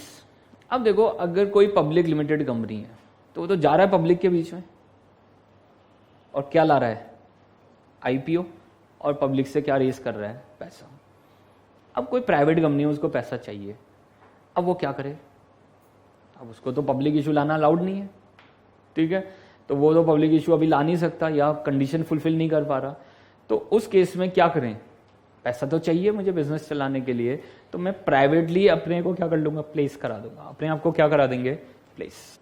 तो देखिए, बीओडी डील में, बॉट आउट डील्स में क्या होगा कि पब्लिक जो लिमिटेड कंपनीज हैं वो तो आईपीओ ला रही हैं, बट जो प्राइवेट कंपनीज है वो क्या करें बेचारे, उन्हें भी तो पैसा चाहिए, तो वो प्राइवेट इक्विटी के थ्रू जाना है। वो किसके थ्रू जा रहे हैं, private equity. And what is private equity, this is bought out deal. Basically क्या है, इन्वेस्टमेंट बैंकर क्या करेगा, मेरे पूरे इश्यू को परचेज कर लेगा, नाम से पता चल रहा है बॉट आउट डील, पूरी डील क्या कर ली, बॉट आउट कर ली, और फिर धीरे धीरे किसको देता रहेगा, पब्लिक को देता रहेगा। याद रखना, यहाँ पर पब्लिक इश्यू नहीं आ रहा है, यहाँ पर हम क्या कर रहे हैं, अपना जो पूरा लॉट है वो किसको दे रहे हैं, इन्वेस्टमेंट बैंकर को दे रहे हैं। तो that's why we call it bought out deals and offer for sale. तो मैं डायरेक्टली पब्लिक के पास नहीं जा सकता, या मेरी अभी इतना पोजीशन नहीं है कि मैं पब्लिक मुझे पैसा दे डायरेक्टली, तो मैं किसके थ्रू जा रहा हूं, इन्वेस्टमेंट बैंकर। तो वो मेरा पूरा इश्यू साइज क्या कर लेगा, परचेज कर लेगा एट डिस्काउंट, और उसको धीरे धीरे पब्लिक को क्या करेगा, वहां पर देता जाएगा। ठीक है, तो वो इन्वेस्टमेंट बैंकर का बेनिफिट क्या है, वो क्या कमा रहा है, डिफरेंस। पब्लिक को देगा 110 में और उससे लिया 90 रुपए में, तो 20 रुपए का जो डिफरेंस है वो कौन वहां पर अर्न कर रहा है, इन्वेस्टमेंट बैंकर। ठीक है, तो दिस इज प्राइवेटली प्लेस, काम ही यही है इन्वेस्टमेंट बैंकर का। प्राइवेट इक्विटी फर्म्स का काम यही है कि आपको प्राइवेटली क्या करा दें, इक्विटी प्रोवाइड करा दें। ठीक है, तो जो लोग वहां पर इन्वेस्टमेंट करना चाहते हैं but not in the listed companies, तो उस केस में वहां पर प्राइवेट इक्विटी फर्म्स क्या करते हैं, आपके लिए पैसा रेस करा देते हैं। ठीक है, तो देख लीजिए, offer for cell, what is offer for cell is also known as bought out deals. It is a new method of offering the equity share debenture to the public. In this method, instead of dealing directly with the public, a company offers the share debenture through a sponsor. और sponsor का मतलब investment banker. ठीक है, the sponsor may be a commercial bank, merchant banker, or the institution or individual. It is a type of wholesale of equity. ये keyword याद रखना, wholesale of equity by a company. A company allots shares to the sponsor at an agreed price between the company and sponsor. तो किसको allot कर देंगे, sponsor को, and the sponsor then passes the consideration money to the company and in turn get the share duly transferred to him. After a specific period as agreed between the company and sponsor, the shares are issued to the public by the sponsor with a premium. After the public offering, the sponsor gets the share listed in one of the more stock exchanges. The holding cost of such shares by the sponsor may be reimbursed by the company, or the sponsor may get the profit by issue of shares to the public at premium, ठीक है। तो ये आपके पास क्या है देख लीजिए, this is bought out deal. क्या पब्लिक लिमिटेड कंपनी को बॉट आउट डील करना अलाउड है? नहीं सर, उनको भी अलाउड नहीं है। क्यों नहीं है? क्योंकि आप तो पब्लिक इशू ला सकते हो, तो उनको बॉट आउट डील करना अलाउड नहीं है, ठीक है, क्योंकि वहां पर पब्लिक आ गई है। तो हो सकता है आप एक बार पब्लिक से ले लें और फिर बाहर से लेते रहें, बट पैसा फंसेगा किसका फिर? पब्लिक का, ठीक है। तो ये लिखा हुआ है, thus it enables the company to raise fund easily and immediately as per SEBI. No listed company, क्या लिखा हुआ है? No listed company can go for BOD. A privately held company or the unlisted company can only go for BOD. A small or medium sized company which needs money urgently choose to BOD. ठीक है? It is a low cost method of raising the fund. The cost of issue is around 8% in India, but this method lacks transparency. There will be scope for misuse also. तो privately पैसा ले लिया, but आप उस पैसे को क्या कर सकते हो? Misuse. Ultimately फंसा कौन? Public. ठीक है? तो ये आपके पास देख लीजिए, this is bought out deals. ESOS and ESPS, this is employ stock option scheme, ठीक है। तो लॉ का पार्ट है, अच्छे से लॉ में पढ़ लेना, ठीक है। यहाँ पर मैंने देखा नहीं है कभी, but this is given in your module, तो मैंने लिख दिया है, ठीक है। तो लॉ में पढ़ लेना, ठीक है। तो ज़्यादा बेटर है, अच्छा डिफरेंस नहीं है, उन्होंने लिखा हुआ भी नहीं अच्छा है, ठीक है। तो आप बहुत अच्छा डिफरेंस भी क्रिएट नहीं कर पा रहे वहाँ पर, बट लॉ में पढ़ोगे ना दोनों, तो बहुत अच्छे से वहां पर डिफरेंस क्रिएट किया हुआ है, ठीक है। किया हुआ है अपने लॉ में, नहीं है किया हुआ है ना, बस ठीक है। लॉ वाला पार्ट वैसे पूछते नहीं आजकल, बहुत फाइनेंस वाला पार्ट ही पूछते हैं थ्योरी में, बट फिर भी वो लिखा हुआ था, मैंने इसलिए लिखा हुआ है, ठीक है। तो better to do from the law book, ठीक है, जो भी आपका लॉ के बुक है। Now the next one is stock lending scheme. याद है SLB किया था पूरा डिस्कशन पूरा। तो stock lending and borrowing scheme एक बार देख लेते हैं। शॉर्ट सेल याद है, ये जो पूरा कॉन्सेप्ट बना है कौन सी मार्केट के लिए? Cash market. तो कैश मार्केट में मैंने शॉर्ट सेल किया। क्यों किया मैंने शॉर्ट सेल? मुझे लग रहा है स्टॉक गिरने वाला है, बट मेरे पास नहीं है, ठीक है। मेरे पास वो स्टॉक नहीं है। शॉर्ट सेल का मतलब यही है कि मेरे पास वो स्टॉक नहीं है और मैंने क्या कर दिया? उसको सेल कर दिया है। क्योंकि ये किसकी मार्केट की बात हो रही है? Cash market. क्या फ्यूचर मार्केट में ऐसा कुछ है? कभी बाय करो और कभी सेल करो। क्या वहां शॉर्ट सेल नाम की कोई चीज है? नहीं सर, ठीक है। तो जो भी शॉर्ट सेल वर्ड यूज किया रहा है, this is only for the cash market. मुझे लग रहा है स्टॉक गिरने वाला है, तो मैंने उसको क्या कर दिया? सेल कर दिया। पर्पस क्या है? नीचे गिरेगा तो वापस क्या कर लूंगा? बाय। बट मेरे पास स्टॉक नहीं है, तो एक्सचेंज कह रहा है ठीक है भाई शॉर्ट सेल कर लो, but this is only for intraday. कब के लिए? इंट्राडे, ठीक है सर। एक ऑप्शन तो ये है हमारे पास, आज सुबह बेचो और शाम को जो भी प्राइस हो वापस क्या कर लो? Buy, and the difference is your profit and loss. Now the second option जो हमें डिस्कस करनी है, मैंने यहां स्टॉक को क्या कर दिया है? सेल। मुझे लग रहा है गिरने वाला है, बट दिन के दिन में काम नहीं हो रहा, मुझे तो नेक्स्ट डे मूव करना है, या 4 दिन 5 दिन 10 दिन की स्ट्रैटेजी है।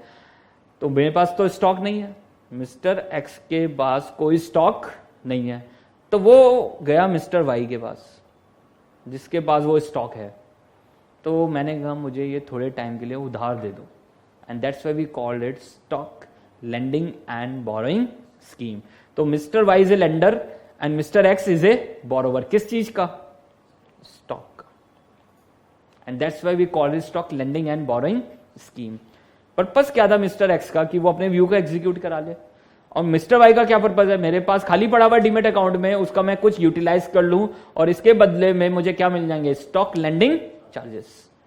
बट उसने कंडीशन लगा दी, अगर भाई इन बिटवीन कोई भी इनकम जनरेट हुई, डिविडेंड, बोनस, स्प्लिट कुछ भी हुआ, तो आपको मुझे मिस्टर एक्स को वापस देना पड़ेगा। किसको?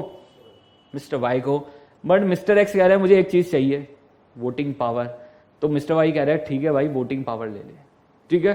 तो इसका मतलब क्या है कि इन केस ऑफ SLB हम वहां पर क्या ट्रांसफर कर रहे हैं? वोटिंग राइट ट्रांसफर कर रहे हैं, बट उससे रिलेटेड जो भी इनकम जनरेट होगी वो वापस किसको देनी पड़ेगी? स्टॉक लेंडर को, ठीक है। तो यहां पर मिस्टर एक्स का क्या क्या बेनिफिट है? अगर एक्चुअली में शेयर गिर गया तो उसको यहां प्रॉफिट हो जाएगा। साथ में जब स्टॉक सेल किया है तो पैसा आएगा जेब में, और पैसा देगा एक्सचेंज, तो उस पैसे को मैं और दूसरी जगह क्या करूंगा? इन्वेस्ट करूंगा, और उससे क्या जनरेट करूंगा? रिटर्न्स, ठीक है। तो what is stock lending and borrowing scheme? SLB क्या है आपके पास? सिंपली हम स्टॉक को क्या कर सकते हैं? बोरो एंड लेंड कर सकते हैं, ठीक है, तो जो मैंने बहुत अच्छे से डिस्कस पहले किया हुआ है क्लास में, बट फिर भी यहाँ के लिए भी एक बार देख लो।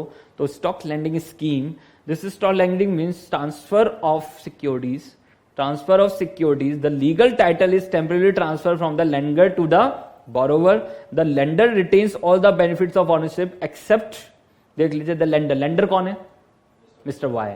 तो lender retains all the benefit मतलब डिविडेंड, स्प्लिट, बोनस, जो मर्जी आ जाए, बट कौन सा छोड़ के?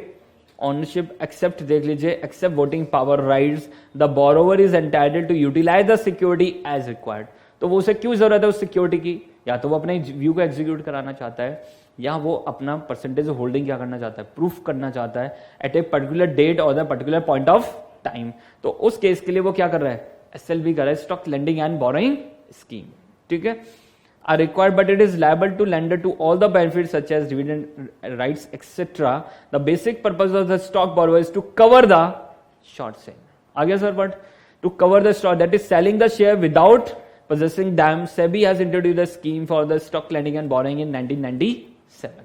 ठीक है, तो what are the advantages? क्या क्या advantages है? Lenders get return from it instead of keeping it ideal. खाली पड़ा हुआ स्टॉक, तो उससे मैंने क्या कमा लिया? Stock lending charges. The borrower uses it to avoid settlement favour and loss due to auction. अगर उसने शॉर्ट सेल करा और स्टॉक नहीं दिया तो क्या होगा? ऑक्शन में चला जाएगा और उसको क्या होगा? लॉस। ठीक है, from the point of view of market, market के पॉइंट ऑफ व्यू से जल्दी से रोलिंग सेटलमेंट हो रहा है ना। अगर मेरे पास स्टॉक नहीं, मैंने बेच दिया, तो रोलिंग सेटलमेंट होगा ही नहीं। तो वो मैं कैसे कर पा रहा हूं? Through SLB stock lending and borrowing scheme. ठीक है, तो देख लीजिए, reduce the market volatility and improves liquidity and it's probit fictitious bull run. What is fictitious bull run? What is fictitious bull run? कुछ लोग आए मार्केट को जबरदस्ती बढ़ाए जा रहे हैं। क्या कर रहे हैं? जबरदस्ती क्या कर रहे हैं? इंक्रीज कर रहे हैं। क्यों इंक्रीज कर रहे हैं? उनका कोई इंटरेस्ट होगा, वो शेयर को बढ़ाना चाहते हैं, तो वो बाय बाय बाय किए जा रहे हैं, शेयर को बाय किए जा रहे हैं, तो रेट बढ़ा रहे हैं। बट मुझे पता है दिस इज ओवर वैल्यूड, मुझे क्या करना है? सेल। बट मेरे पास तो स्टॉक नहीं है, तो मैं क्या कर सकता हूँ? थ्रू SLB क्या कर सकता हूँ? ले सकता हूँ ना उसको। ठीक है भाई, दे दे थोड़े टाइम के लिए और फिर वापस ले लेना। ठीक है, तो देख लीजिए दिस इज, और मैंने कहा ना वापस स्टॉक ही मिलेगा। तो जो दे रहा है स्टॉक, उसको कोई खतरा नहीं है।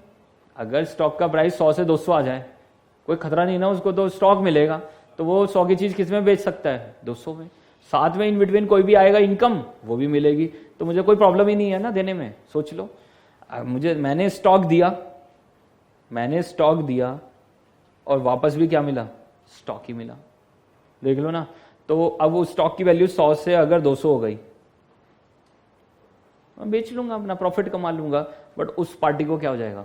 लॉस। और मैंने कहा this is zero sum game. पूरी मार्केट में क्या चल रहा है? Zero sum game. एक पार्टी का प्रॉफिट है और एक पार्टी का क्या है? लॉस है सर। ठीक है, तो देख लीजिए this is stock lending and borrowing scheme. ठीक है सर, सब कुछ। तो ये वर्ड याद रखना, they provide the fictitious bull run. Bull run का क्या मतलब है? जबरदस्ती मार्केट को फिक्टिशियसली बढ़ा रहे हैं, तो उसको वो क्या कर रहा है? स्टॉप कर रहा है। ठीक है, चलो आगे। Now the next one we have distinguish between the forward and future contract. कर चुके हैं कई बार। ठीक है, तो व्हाट इज द डिफरेंस? देख लीजिए, they are traded on the, please, they are traded on the, they are OTC, they are exchange traded। पहले अपने याद करो, they are standardized, they are customized, they are regulated, they are not usually regulated, they have no default risk। और यहां पर क्या है? Default risk है। they have a clearing house, they don't have any clearing house। यहां daily basis पे क्या calculate हो रहा है? M2M। वहां पर कोई डेली बेसिस पे M2M कैलकुलेट नहीं हो रहा है। ठीक है, अब बढ़ लो sir. Trading, they are trading on the personal basis, they are on the exchange. Size of contract, they have a lot size requirement. याद है, they have a lot size requirement. यहां पर कोई लॉट साइज रिक्वायरमेंट नहीं है। यहां पर maturity है, यहां पर कोई मैच्योरिटी है, यस मैच्योरिटी है, बट दोनों के लिए वहां पर डेट सेम नहीं है। ठीक है, साथ में organise, they are trading on the organise exchange. यहां पर डेली बेसिस पे क्या हो रहा है? सेटलमेंट। वहां डेली बेसिस पे कोई सेटलमेंट नहीं हो रहा है। We have a forward contract may be delivered on the dates upon and in terms of actual delivery। याद है, we have a delivery option। ठीक है, तो यहां पर भी not mean that there is not actual delivery। transaction cost, ठीक है, bid और ask easily available है। Mark to market daily basis पे क्या कैलकुलेट हो रहा है, mark to market margin, there is a requirement of margin, and the last one is default risk. There is not as such default risk, but in case of forward contract we have default risk. ठीक है. Now the next concept, this is swaption. ठीक है, इस पे लगाओ important. swaption पे क्या लगाओ, important.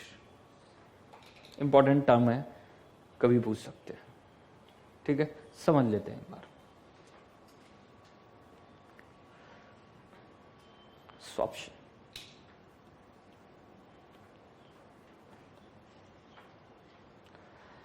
तो व्हाट इज स्वैप्शन, नाम से पता चल रहा है, स्वैप प्लस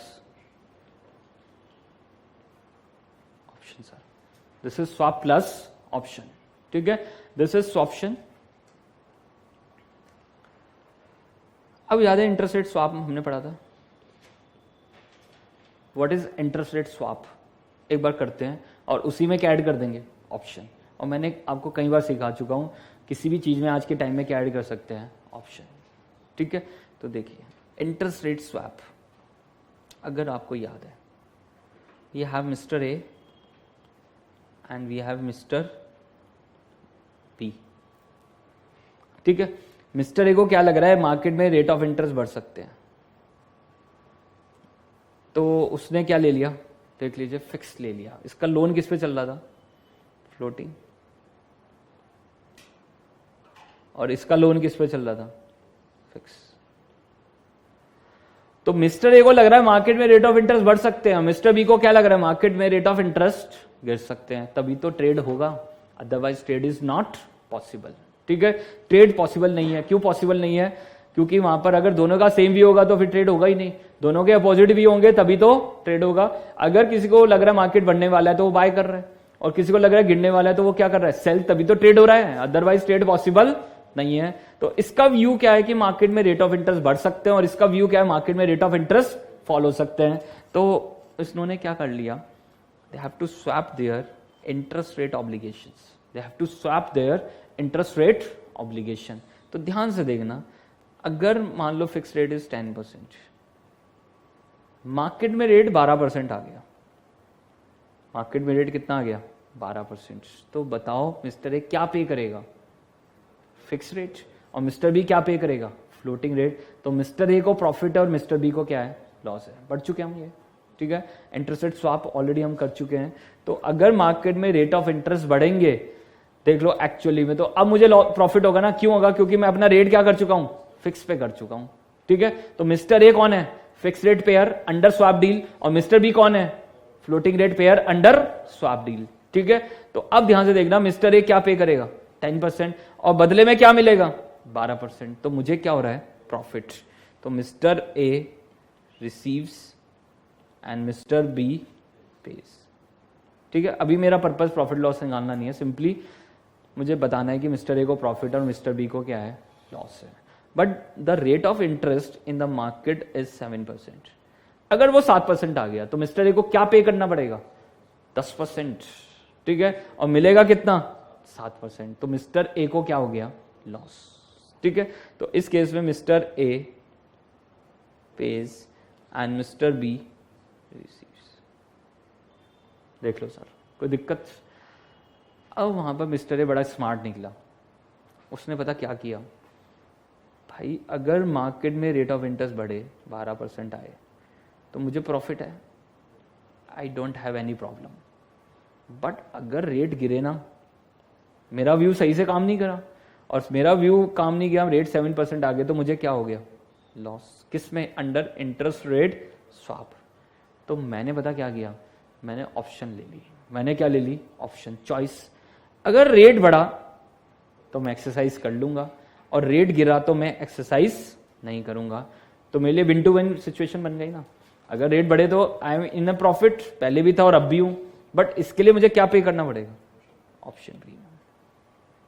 ठीक है, बट अगर रेट गिरे ना, तो मैं क्या कहूंगा, नॉट एक्सरसाइज. मुझे ज्यादा लॉस किस चीज का होगा, ऑप्शन प्रीमियम.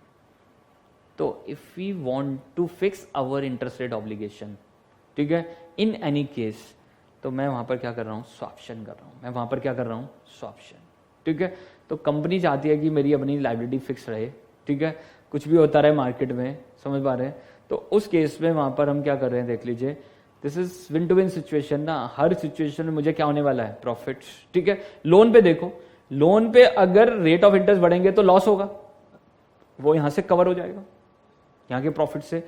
अगर रेट गिरे तो लोन में प्रॉफिट है, और यहां पर हम क्या करेंगे, नॉट एक्सरसाइज, तो हर तरह से मेरे पास क्या रहेंगे, प्रॉफिट्स ही रहेंगे।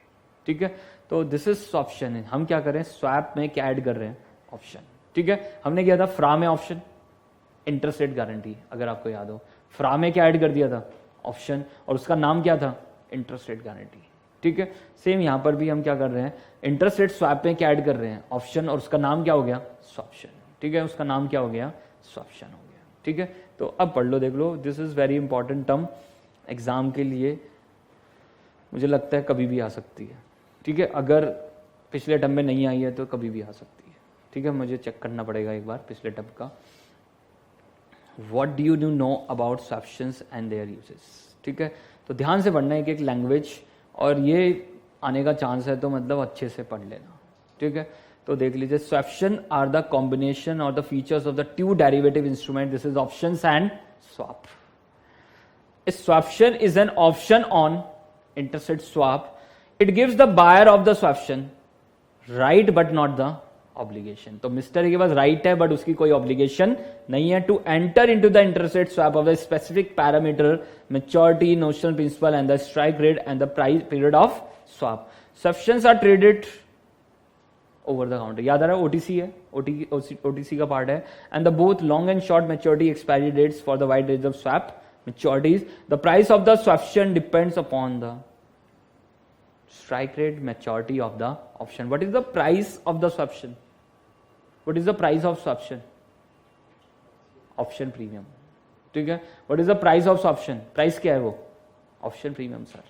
ठीक है, वो कैसे डिसाइड होगा, it derive its value from the value of an underlying asset, वही याद रहेगा, SX। ठीक है, R standard deviation and this is T, वही सारे फैक्टर्स हैं, and the expectation about the future volatility of the swap rates.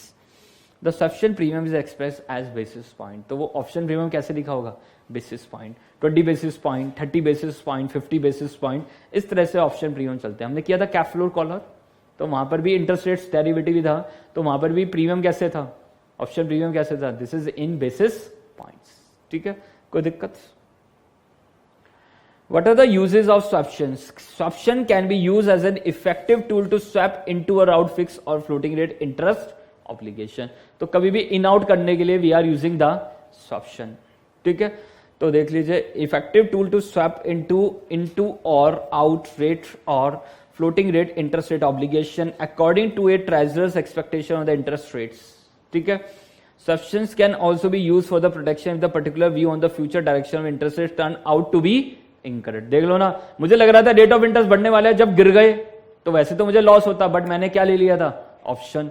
तो this is for in out from the fixed rate और the floating rate interest obligation. ठीक है, swaptions can be applied in a variety of ways to the both active traders as well as corporate treasurers. ठीक है, तो they can apply in varied veg.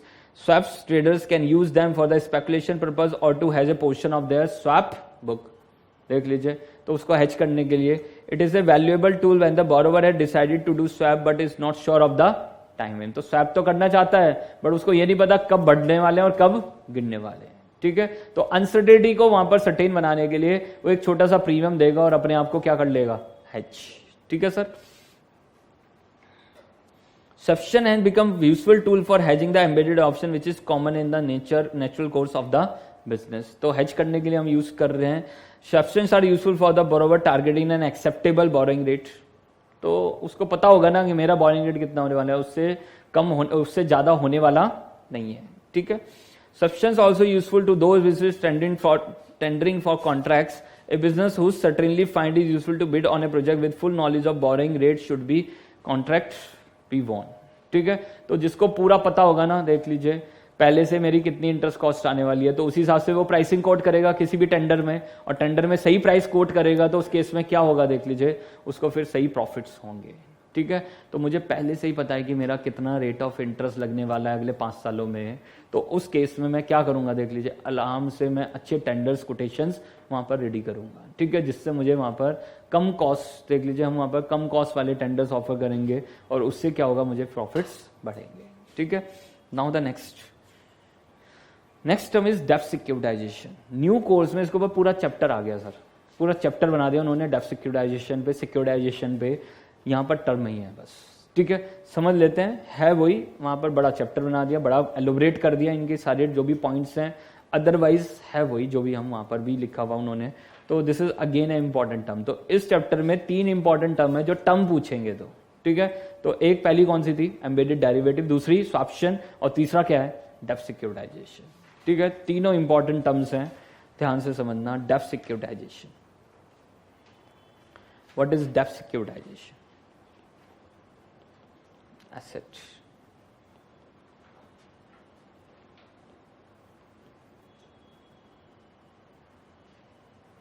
what is debt securitization or the asset securitization? Any idea about what is debt securitization or the asset? तो example ले लेते हैं, bank,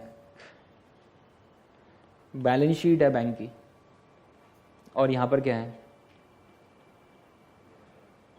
loans and advances. समझ लेते हैं एक बार। तो we have a loans and advances, मेरे पास क्या है, लोन्स एंड एडवांसेस हैं 100 CR। They are very illiquid, why we call it illiquid, जल्दी से पैसा थोड़े आने वाला है, ठीक है।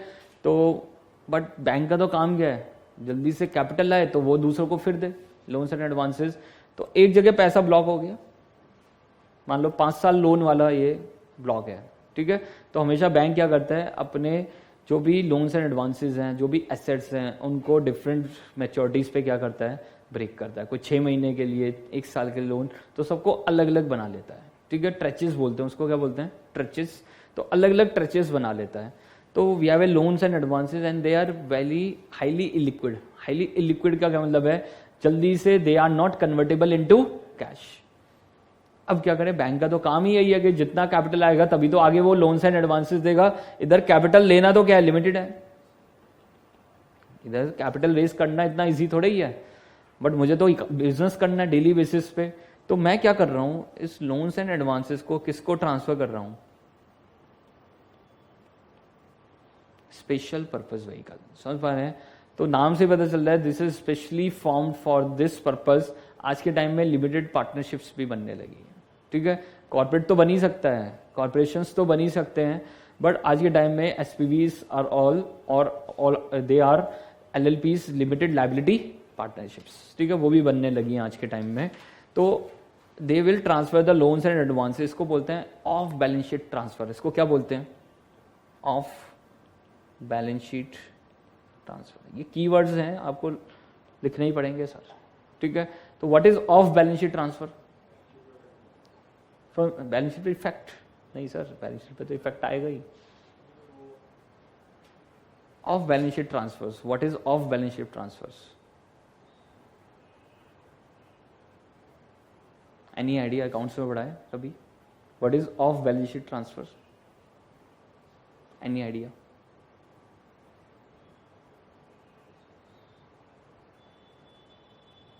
एक्चुअल में कोई पैसा नहीं आ गया, बट मैंने अपनी बैलेंस शीट को दूसरी के बैलेंस शीट में क्या कर दिया, ट्रांसफर, ठीक है। तो ऑफ बैलेंस शीट ट्रांसफर्स का क्या मतलब है, सीधा मैंने वैल्यू क्या कर दिया है, अपनी बैलेंस शीट से उठा के किसमें डाल दिया, दूसरे की बैलेंस शीट में डाल दिया, कोई पैसा रिसीव नहीं हुआ, ठीक है। तो हमने क्या किया, लोन्स एंड एडवांसेस खत्म कर दिए यहां से। इसके बदले में एसपीवी आपको क्या देगा, पैसे देगा, ठीक है। अब एसपीवी कहां से पैसे लाए, अब वो क्या करेगा, इन लोन्स एंड एडवांस के अगेंस्ट, अब ये लोन्स एंड एडवांस किसकी बैलेंस शीट में, एसपीवी की, इसके अगेंस्ट वो क्या इशू कर देगा, सिक्योरिटीज, ठीक है। तो ये मेरा डेप्ट है और उसके अगेंस्ट हमने क्या कर दी, इशू सिक्योरिटीज। तो एसपीवी विल इशू सिक्योरिटीज। तो हमने क्या कर दिया, डेप्ट सिक्योरिटाइजेशन। नाम से पता चल रहा है एसेट सिक्योरिटाइजेशन, एसेट ही है ना हमारी बैंक की बैलेंस शीट में, ये क्या है, लोन्स एंड एडवांसेस हैं, दीज आर एसेट्स, और उसको मैंने किस में कन्वर्ट कर दिया, सिक्योरिटीज में, ठीक है। तो वी कॉल इट डेब्ट सिक्योरिटाइजेशन और द एसेट सिक्योरिटाइजेशन, ठीक है। चेक कर लीजिए एक बार, वी हैव एसेट सिक्योरिटाइजेशन और द डेब्ट सिक्योरिटाइजेशन। तो यहां पर सिंपल प्रोसेस क्या है कि हम वहां पर ऑफ बैलेंस शीट यहां से ट्रांसफर कर देंगे, दिस इज इन एसपीवी, और एसपीवी उसके अगेंस्ट क्या इश्यू कर देगा, सिक्योरिटीज। अब ध्यान से देखना, इन सिक्योरिटी पे इंटरेस्ट कैसे पे होगा, जब ये लोन्स एंड एडवांसेस हैं, जो बैलेंस शीट में लोन्स एंड एडवांसेस हैं, यहां से आएगा इंटरेस्ट, यहां से प्रिंसिपल रिपेमेंट आएगा, तो हम इन सिक्योरिटीज का इंटरेस्ट और प्रिंसिपल क्या कर देंगे, वापस कर देंगे। क्लियर है पॉइंट। तो how they can be funded, कि यहां से देख लीजिए सिक्योरिटी से पैसा आएगा और वो किसको ट्रांसफर कर देंगे हम, दिस इज बैंक, ठीक है। तो हम ऑफ बैलेंस शीट क्या कर रहे हैं, ट्रांसफर। फैक्टरिंग क्या होता है, what is factoring, this is also a of balance sheet transfer, ठीक है। तो फैक्टरिंग में भी आप क्या करते हो, यहां पर डेटर्स हैं, डेटर्स को किसको ट्रांसफर कर देते हो, फैक्टर को। तो पैसे कौन आपको रियलाइज करा के दे रहा है, फैक्टर। तो इधर डेटर्स कम हो जाएंगे, इधर कैश बढ़ जाएगा, तो बैलेंस शीट पे उधर तो कोई टोटल में तो कोई इंपैक्ट नहीं आएगा ना, डेटर्स कम और उधर आपके पास कैश बढ़ जाएगा या बैंक बैलेंस बढ़ जाएगा। तो बेसिकली वो भी क्या है, ऑफ बैलेंस शीट ट्रांसफर, इसको क्या बोलते हैं, ऑफ बैलेंस शीट ट्रांसफर, ठीक है। तो अब पढ़ लो सर, देखो तो व्हाट इज डेब्ट सिक्योरिटाइजेशन, ध्यान से देखो। Securitisation is a process of pooling and repackage homogeneous, homogeneous मतलब एक जैसी, एक जैसी कैसे होगा, 6 महीने वाले लोन, 1 साल वाले लोन, 1.5 साल वाले लोन, 5 साल वाले लोन, 10 साल वाले लोन, तो सबको एक जैसे वाले जो हैं उन सबको एक जगह बंडल बना देंगे, पूल कर देंगे। They are process of pooling and repackaging of homogeneous, क्या लिखा हुआ है, इलिक्विड फाइनेंशियल एसेट्स। आ रहे हैं वर्ड, कीवर्ड्स देख लीजिए, और याद रखना कीवर्ड लिखने के ही मार्क्स हैं सीए में, ठीक है। चाहे वो ऑडिट हो, चाहे वो लॉ हो, वो डीटी हो, आईडीटी हो, कोई भी सब्जेक्ट हो, एसएफएम की थ्योरी हो, ठीक है। तो ये याद रखना कीवर्ड लिखने के ही मार्क्स है।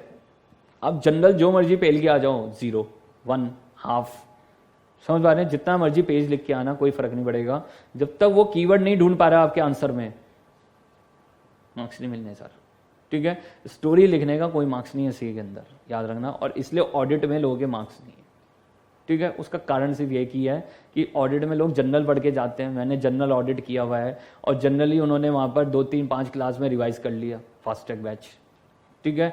तो वो 4-5 क्लास में कुछ होने वाला नहीं है, आपको वो कीवर्ड लिखने पड़ेंगे, और कीवर्ड कैसे आएंगे, जब तक आप पढ़ोगे नहीं सर, ठीक है। तो जनरल वहां पर सिर्फ लैंग्वेज पढ़ के आ जाना, कोई फर्क नहीं पड़ता। मैं ये थ्योरी 4 घंटे में भी करा सकता हूँ सारी, ठीक है, मैं भी पढ़ के फटाफट निकाल दूं, बट वो कीवर्ड पे जब तक फोकस नहीं कराऊंगा ना, आपको याद नहीं रहेगा सर, ठीक है।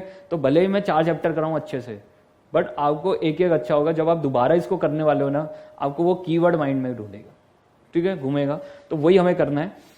तो they are illiquid financial assets into, किसमें कन्वर्ट कर रहे हैं, marketable securities that can be sold to the investor. और किसके थ्रू करेंगे वो पूरा प्रोसेस, एसपीवी के थ्रू, ठीक है। नाम ही वही है, स्पेशल पर्पस व्हीकल, इसी काम के लिए बनाया गया है उसको, ठीक है। Securitization is a process by which financial assets are transformed into securities. Since through securitization, the illiquid financial assets or debtors are converted into securities, it is also called debt or asset securitization process. ठीक है, तो process देख लो। Bank lend 10 lakhs each of 300 borrowers, तो 10 लाख मैंने 300 borrowers को दिया bank ने as a part of loan portfolio, और मैंने पहले बताया था बैंक की balance sheet is portfolio sir, ठीक है। This is pure portfolio management और कुछ नहीं है, ठीक है। द टोटल डेप्ट दस on the book of the bank will be 30 crore. तो लोन्स एंड एडवांसेस में कितना आ रहा होगा, 30 करोड़। अब मैंने क्या किया, by way of securitise the bank can break the entire portfolio of loan of 30 crore into the paper of 300 each for instance and market in the secondary market to investor. तो what is primary, IPO, and what is secondary, exchange पे listed, ठीक है। तो मैंने उसको जाके किस पे लिस्ट करा दिया, एक्सचेंज पे। डेब्ट securitization will provide liquidity to the instrument, ठीक है। तो डेब्ट सिक्योराइजेशन से क्या जनरेट हो गई, लिक्विडिटी। कैसे, अब जो मैंने वो सिक्योरिटी पब्लिक को इश्यू की है, वहां से पैसा आएगा और वापस किसको दे देंगे? बैंक को, और बैंक वापस फिर क्या करेगा? Loans and advances. ठीक है, तो साइकिल चलता रहेगा ना, ये वाला प्रोसेस चलता रहेगा, और अगर एक चेन टूटी तो सब गए सर। एंड दिस इज सब प्राइम इशू जो 2008-2009 में हुआ। सब प्राइम इशू वो यही तो था सर। तो लोगों ने लोन ले रखे थे बैंक से, और बैंक ने क्या किया? उसी लोन की क्या बना दी? सिक्योरिटी, और उसको मार्केट में क्या करा दिया? लिस्ट। और वो सिक्योरिटी का जो पे ऑफ है वो किसके अकॉर्डिंग है? लोन के अकॉर्डिंग। तो लोन वालों ने क्या कर दिया? डिफॉल्ट। क्यों किया डिफॉल्ट? प्रॉपर्टी के रेट क्या हो गए? फॉल। तो आपने 100 करोड़ की खरीदी हुई है, मार्केट में 80 करोड़ की चल रही है, क्यों आप लोन भरोगे? कोई लोन भरने वाला नहीं 100 करोड़ का। तो सबने क्या कर दिया? डिफॉल्ट। और उन्होंने डिफॉल्ट किया तो वहां पर हमने सिक्योरिटी पे डिफॉल्ट कर दिया, और क्या हुआ? सब डूब गए सर। ठीक है, तो दिस इज सब प्राइम इशू। यही आपके पास क्या था? सब प्राइम इशू था। सब प्राइम इशू में क्या हुआ था? ध्यान से देखना, इधर आपके पास होम था, घर था, इस पे लोन चल रहा था। किससे लिया हुआ था? बैंक। और बैंक का नाम था लेमन ब्रदर्स। समझ पा रहे हैं? बैंक का नाम क्या था? Lehman Brothers. अब बैंक ने वहां पर क्या किया? अपनी बैलेंस शीट में देख लीजिए लोन्स एंड एडवांसेस, और उसको क्या बना दिया? सिक्योरिटी। और पता क्या है? उसने जब वहां पर सिक्योरिटी इशू की, और सिक्योरिटी इशू करने के लिए आपको क्या देनी है? Credit rating. तो गया एजेंसी के बाद क्रिसिल के पास और कहा कि भाई ये एकदम सिक्योर्ड है घर, एकदम अच्छा घर है, और जो इसका जो जिसको मैंने दिया है लोन उसके भी क्रेडेंशियल्स अच्छे हैं, उसकी भी अच्छी जॉब है, उसकी मैंने अच्छे से क्या कर लिया? क्रेडिट वर्दीनेस क्या कर लिया है? चेक कर लिया है, सिबिल चेक कर लिया उसका। ठीक है, इंडिया के हिसाब से उसका क्या चेक कर लिया है? सिबिल चेक कर लिया है। तो क्रिसिल ने क्या किया? भाई कोई रिस्क नहीं है, AAA+ दे दिया सर, या AAA दे दिया। समझ पा रहे हैं? आपको हाई रेटिंग दे दिया सिक्योरिटी को, और जैसे ही हाई रेटिंग मिलेगी ना तो पूरी दुनिया टूट पड़ी। They are highly rated bonds, तो वहां पर क्या हुआ? पूरी दुनिया आ गई पिक्चर में। तो उन्होंने यहां पर क्या कर दिया? इन्वेस्ट कर दिया। ये पता है इन्वेस्ट किसने किया था? ये वो लोग थे। समझ पा रहे? इन्वेस्ट किसने किया? जिसने वो घर खरीदा हुआ था।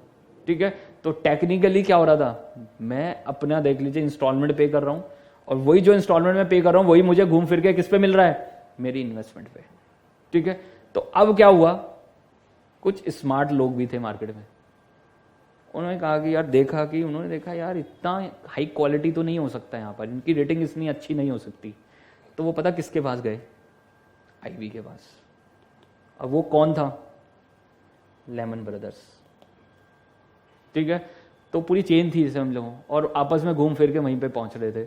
तो इन्वेस्टमेंट बैंकर वो कौन था? Lehman Brothers. ठीक है, अगेन, और मैं उसके पास पहुंचा, मैंने कहा कि they are very high rated securities, और मुझे इसका क्या दे दो? इंश्योरेंस दे दो। ठीक है, और उसका नाम क्या है? मैंने आपको बताया था CDS। उसका नाम क्या था? CDS, credit default swap.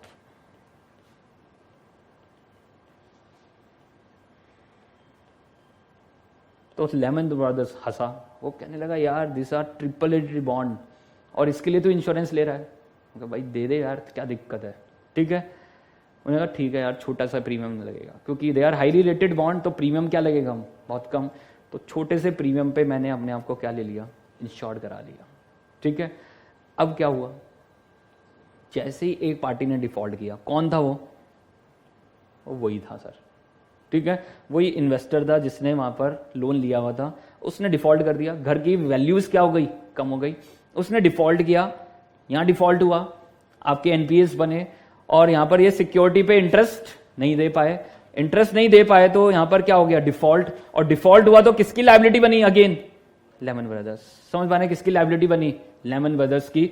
और देख लीजिए उसको CDS के अगेंस्ट क्या करना पड़ा? पे आउट करना पड़ा। सीखा है ना हमने CDS कि यहां पर इंश्योरेंस ले लिया है, और किस चीज के लिए? Credit default swap. ठीक है, या तो आपकी क्रेडिटिंग कम हो जाए, या पार्टी डिफॉल्ट कर जाए जिसने सिक्योरिटी क्या की है? इश्यू की है। तो उस केस में हु इज लायबल? बैंक। ठीक है, तो लेमन ब्रदर्स को वो CDS पे क्या पे करना पड़ा? पे ऑफ। और पे ऑफ करना पड़ा तो लेमन ब्रदर्स उड़ गया हर तरह से। ठीक है, तो लोन के पैसे वापस नहीं आए और इधर इंश्योरेंस दे दिया था, और इंश्योरेंस पे क्या करना होता है आपको पता ही है, इंश्योरेंस कंपनी को अगर कोई मिसहैपनिंग होगी तो उसको क्या करना पड़ेगा, पे आउट देना पड़ेगा, ठीक है। तो डबल मार पड़ी, ना वहां से पैसा आया और ना इधर यहाँ पर आपको क्या पे करना पड़ा, इंश्योरेंस पे आपको क्लेम क्या करना पड़ा, पे करना पड़ा, ठीक है। तो ये आपके पास क्या था, दिस इज सब प्राइम इशू, जो वहां पर पूरे बैंक ही क्या हो गए, उड़ गए, ठीक है। जो पूरी इकोनॉमी पे समझ पा रहे हैं, पूरा इकोनॉमी पे स्ट्रक्चर पे पूरा बेस्ड होता है बैंक, तो आप देख लो पूरा इकोनॉमिक स्ट्रक्चर ही खत्म हो गया, ठीक है। लेमन ब्रदर्स उठ गया, तो आप देख ही रहे ना पूरा जब से स्लो डाउन चल रहा है, अमेरिका क्या चल रहा है, स्लो डाउन पे चल रहा है, ठीक है। तो ये आपके पास क्या है, ये इसलिए स्टोरी सुना दी मैंने आपको कि आप इसको भूल ना पाओ, ठीक है। तो इस प्रोसेस को आप भूल ना पाओ, दिस इज योर डेप्ट सिक्योरिटाइजेशन। अब एक एक पॉइंट पढ़ लो, जो मैंने बोला है ना वही सब लिखा हुआ है, ठीक है। बट यहाँ पर कीवर्ड आपको लिख के आने हैं, इसलिए मैं आपको पढ़ा रहा हूं, ध्यान से देखना। Steps involved in the securitization process, तो क्या स्टेप्स हैं आपके पास, देख लीजिए क्या क्या स्टेप्स हैं। Originating function, what is originating function, origination होगा, क्या होगा, आप जाके लोन लोगे, the borrower seeks loan from a finance company, bank, housing company, a lease from a leasing company, the credit worthiness of the borrower, याद है ना मैंने कहा उसकी पूरी मैंने सिविल चेक कर लिया, ठीक है। तो the credit worthiness of the borrower is evaluated and contract is enter into and the repayment schedule structure over the life of the loan is set, ठीक है। सब सेट कर दिया, आपके कितनी इंस्टॉलमेंट जाएगी, उसके अंदर कितना इंटरेस्ट है, कितना प्रिंसिपल है, पूरा सेट हो गया। अब पूलिंग फंक्शन, अब मैंने सिमिलर जो एक जैसे लोन थे सबको क्या कर लिया, पूल कर लिया। सिमिलर लोन्स और receivables are club together to create an underlying pool of the assets, the pool is transfer in favour of SPV.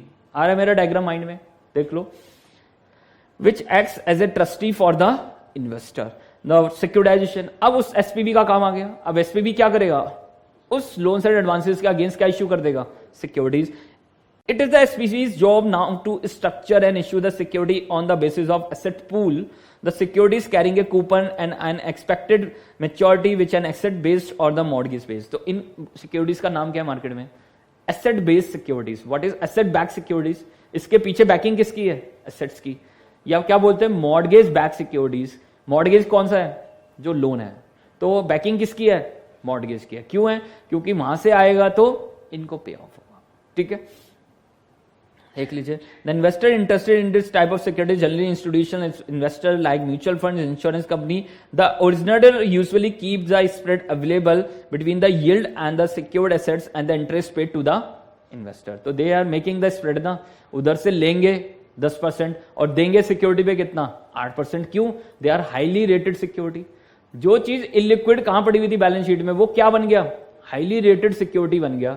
तो उधर से मिलेगा 10% और देना पड़ेगा सिर्फ 5%, 7%। तो वो जो स्प्रेड क्रिएट होगा, दिस इज द मार्जिन, वो क्या है, बेसिकली मार्जिन है।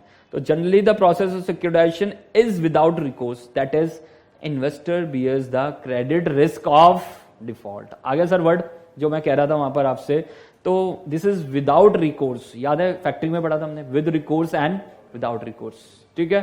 तो वहां पर देख लीजिए कौन बियर करेगा, इन्वेस्टर, और वहां पर क्या रहेगा, देख लीजिए क्रेडिट रिस्क ऑफ डिफॉल्ट। तो मैंने कहा वो स्मार्ट लोग आए, उन्होंने देखा भाई पूरा चेन चेक किया और उन्होंने देखा कि भाई क्रेडिट रेटिंग एजेंसी ने तो जबरदस्ती दे दी रेटिंग, इतनी रेटिंग्स नहीं है इनकी, तो वो बड़े स्मार्ट थे, उन्होंने क्या बुक कर लिया अपना इंश्योरेंस, ठीक है।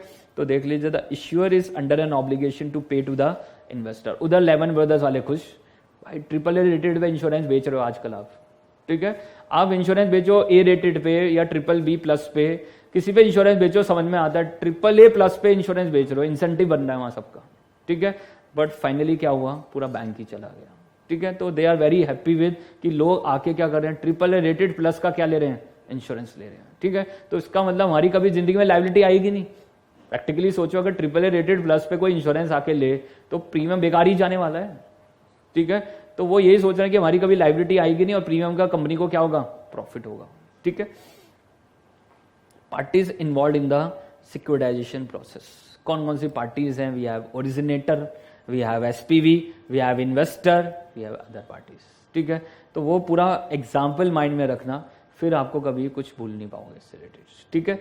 Now the second one, we have types of security, मैंने बता दिया ना, we have asset back and mortgage back securities, ठीक है। नाम से अब समझ में आ रहा है ना, एसेट बैक क्यों बोल रहे हैं, बैकिंग किसकी है? एसेट्स की। वो एसेट कौन सी है? जो वो बैलेंस शीट में थी, लोन्स एंड एडवांसेस, या मॉर्गेज बैड, मॉर्गेज मतलब वही लोन्स एंड एडवांसेस, ठीक है। बेनिफिट वही है, the assets are shifted off the balance sheet, thus give an originator recourse to off balance sheet funding. तो बेसिकली पता क्या हुआ, किसी से पैसा लेने तो नहीं जाना पड़ा आपको, और आपने क्या कर दिया? ऑफ बैलेंस शीट फंडिंग, मतलब कुछ बैलेंस शीट में किए बिगर क्या मिल गया? फंड मिल गया, ठीक है। क्योंकि उधर आपका डेटर्स चला गया, उधर आपका लोन्स एंड एडवांसेस चला गया, और बदले में क्या मिल गया? Cash. And this is off balance sheet funding, सीधा ट्रांसफर कर दिया। तो इससे पता और क्या बेनिफिट हुआ? बैंक्स की रेटिंग बढ़ गई ना। जब उसके जो इलिक्विड चीज थी वो किसमें कन्वर्ट हो गई? लिक्विडिटी में। तो उसकी बैंक की रेटिंग बढ़ गई, और बैंक की रेटिंग बढ़ेगी तो उसके शेयर के प्राइस बढ़ेंगे सर, ठीक है। It converts illiquid assets to the liquid portfolio. It facilitates better balance sheet management as assets are transferred off the balance sheet, facilitating the originator credit ratings enhance. देख लो, वही लिखा हुआ है जो मैंने बोला है आपको, ठीक है। Benefits of to the investor. तो इन्वेस्टर को क्या बेनिफिट है? न्यू एरिया, नया एरिया वहां पर। For the investor, securitization opens the new investment avenue.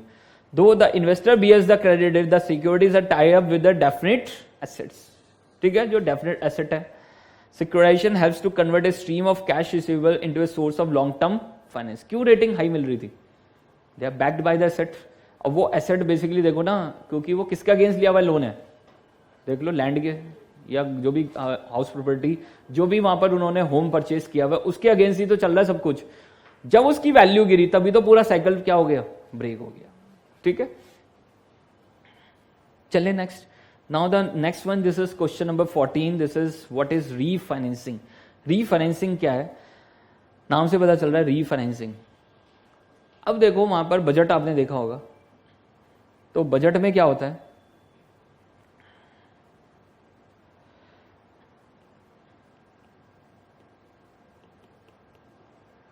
Finance minister will allocate the funds to the different ministries, ठीक है, and we have rural development,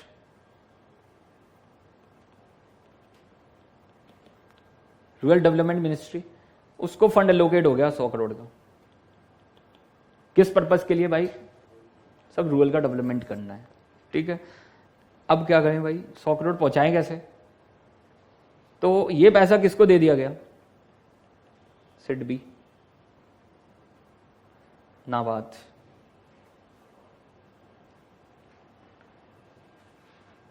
this is NABARD. अब वो वहां पर क्या कर रहे हैं देख लीजिए। ये पैसा वो 100 करोड़ किसको दे दिया? मिनिस्ट्री को। अब मिनिस्ट्री कैसे पहुंचाए गांव गांव तक? तो ये मेन पैसा किसको ट्रांसफर हो? सिडबी, नाबार्ड, जो भी ये सब चीजें देख रहे हैं, तो वो फाइनली किसको देंगे? जो रीजनल बैंक्स हैं उनको क्या करेंगे? वो फंड पहुंचाएंगे, और उसको क्या बोलते हैं? रीफाइनेंसिंग। इसको क्या बोलते हैं? रीफाइनेंसिंग, ठीक है। तो एक बार देख लेते हैं, आपको क्लियर हो जाएगा। जैसे ये term refinancing indicate at least two institution which offers us refinances. We have NABARD, BARD, देख लीजिए NABARD, and this is SIDBI, ठीक है। Small Industries Development Bank of India and the National Bank of Agriculture and Rural Development, ठीक है। तो इनका काम ही क्या है? दूसरे बैंकों को लोन देना, ठीक है। क्या ये पब्लिक के पास दे रहे हैं लोन देने? नहीं सर, वो किसको दे रहे हैं? देख लीजिए, स्मॉल बैंक्स हैं, रीजनल बैंक्स हैं, या आपके पास जो कॉर्पोरेटिव बैंक्स हैं उनको क्या कर रहे हैं? लोन्स दे रहे हैं, ठीक है। तो देख लीजिए, refinancing is a process by which the large financial institution provides funds और reimburse funds to the another institution to help development, relief and other causes identified the purpose of the forward, ठीक है। It also in another way describes as a wholesale distribution of financial assistance to a retailing institution. Often government support or stabilized funding in REACT is reached to the ultimate beneficiaries through such channel, and this is termed as wholesale financing. Refinancing is also called as wholesale financing, ठीक है। And we have NABARD and SIDBI. Derivative कर चुके हैं कई बार। तो it derives its value from the value of an underlying asset to hedge currency risk, commodity risk, speculation hedging, वो सब word याद रखना। For hedging, allocated asset allocation, yield enhancement, and for hedging, taking, exploring and efficiencies. तो कौन कौन से users हैं? We have corporate, individual, institutional investors, and we have dealers. तो सब क्या कर रहे हैं, हेजिंग, स्पेकुलेशन एंड आर्बिट्रेज, ठीक है। तो वो तीनों वर्ड माइंड में रखना। It derive its value from the value of an underlying assets, ठीक है। Difference between the cash and derivative market आता है हमें, cash market actual delivery, derivative market में नो एक्चुअल डिलीवरी, ठीक है। This is the first basic difference वो जो हमें पता है। कैश मार्केट में क्या डेली बेसिस पे एमटीएम कैलकुलेट हो रहा है, नहीं। डेरिवेटिव मार्केट में डेली बेसिस पे क्या कैलकुलेट हो रहा है, M2M, ठीक है। तो दो मेन यहां पर देख लीजिए डिफरेंस आपको मेनली मिल जाएंगे। तो देख लो, the in cash market tangible assets are traded whether in derivative only contract based on किसके बेस पे, tangibles. It derive its value from the value of an underlying asset. In cash market we can purchase even one share, in future lot में क्या करना होगा, trade. तो वो जो हमने सीखा है ना, वो जो डिफरेंस बिटवीन फ्यूचर फॉरवर्ड, उसमें मैंने कैश मार्केट को भी आपसे क्या किया था, डिस्कस किया था, ठीक है। The value of derivative contract is always based or linked to the underlying security, though this linkage may not be in a point-to-point basis. In the cash market, a customer may open securities trading account with a security deposit, whereas trade futures to a customer may open a future trading account with a derivative broker. क्या है ये, ध्यान से देखना। अगर मुझे cash market में trade करना है तो मेरे पास डीमेट अकाउंट भी होना चाहिए, ट्रेडिंग अकाउंट भी होना चाहिए, तभी तो डीमेट अकाउंट में आपकी सिक्योरिटीज जाएंगे। बट इन फ्यूचर सेगमेंट क्या मुझे डीमेट अकाउंट होने की जरूरत है, कोई सिक्योरिटी मिलने वाली नहीं, तो मुझे जरूरत ही नहीं है डीमेट की, सिर्फ मुझे किसकी जरूरत है, ट्रेडिंग अकाउंट की, ठीक है। और क्या कह रहे हैं देख लीजिए, buying security in cash market involves putting all the money upfront, पूरा देना पड़ेगा, और वहां सिर्फ क्या देना पड़ेगा, मार्जिन्स, ठीक है। With the purchase of shares of company in the cash market the holders become par owner of the company, ठीक है। वो उसको क्या मिलेगा, वोटिंग पावर मिलेगा। क्या फ्यूचर मार्केट में कोई वोटिंग पावर है, कोई वोटिंग पावर नहीं। क्या कोई डिविडेंड मिलने वाला है, नहीं। क्या कोई बोनस मिलने वाला है, कुछ नहीं मिलने वाला सर, ठीक है। इन डेरिवेटिव कुछ नहीं मिलने वाला, बट कैश मार्केट में सब कुछ मिलेगा, ठीक है। चलूं आगे सर। तो what is the significance of underlying, simple चीज है, it derive its value from the value of an underlying asset. Explain briefly the advantage of holding securities in the demat account. बताइए कि आपको चोरी होने का डर नहीं है, खोने का, खराब होने का डर नहीं है, सिंपल देख लीजिए।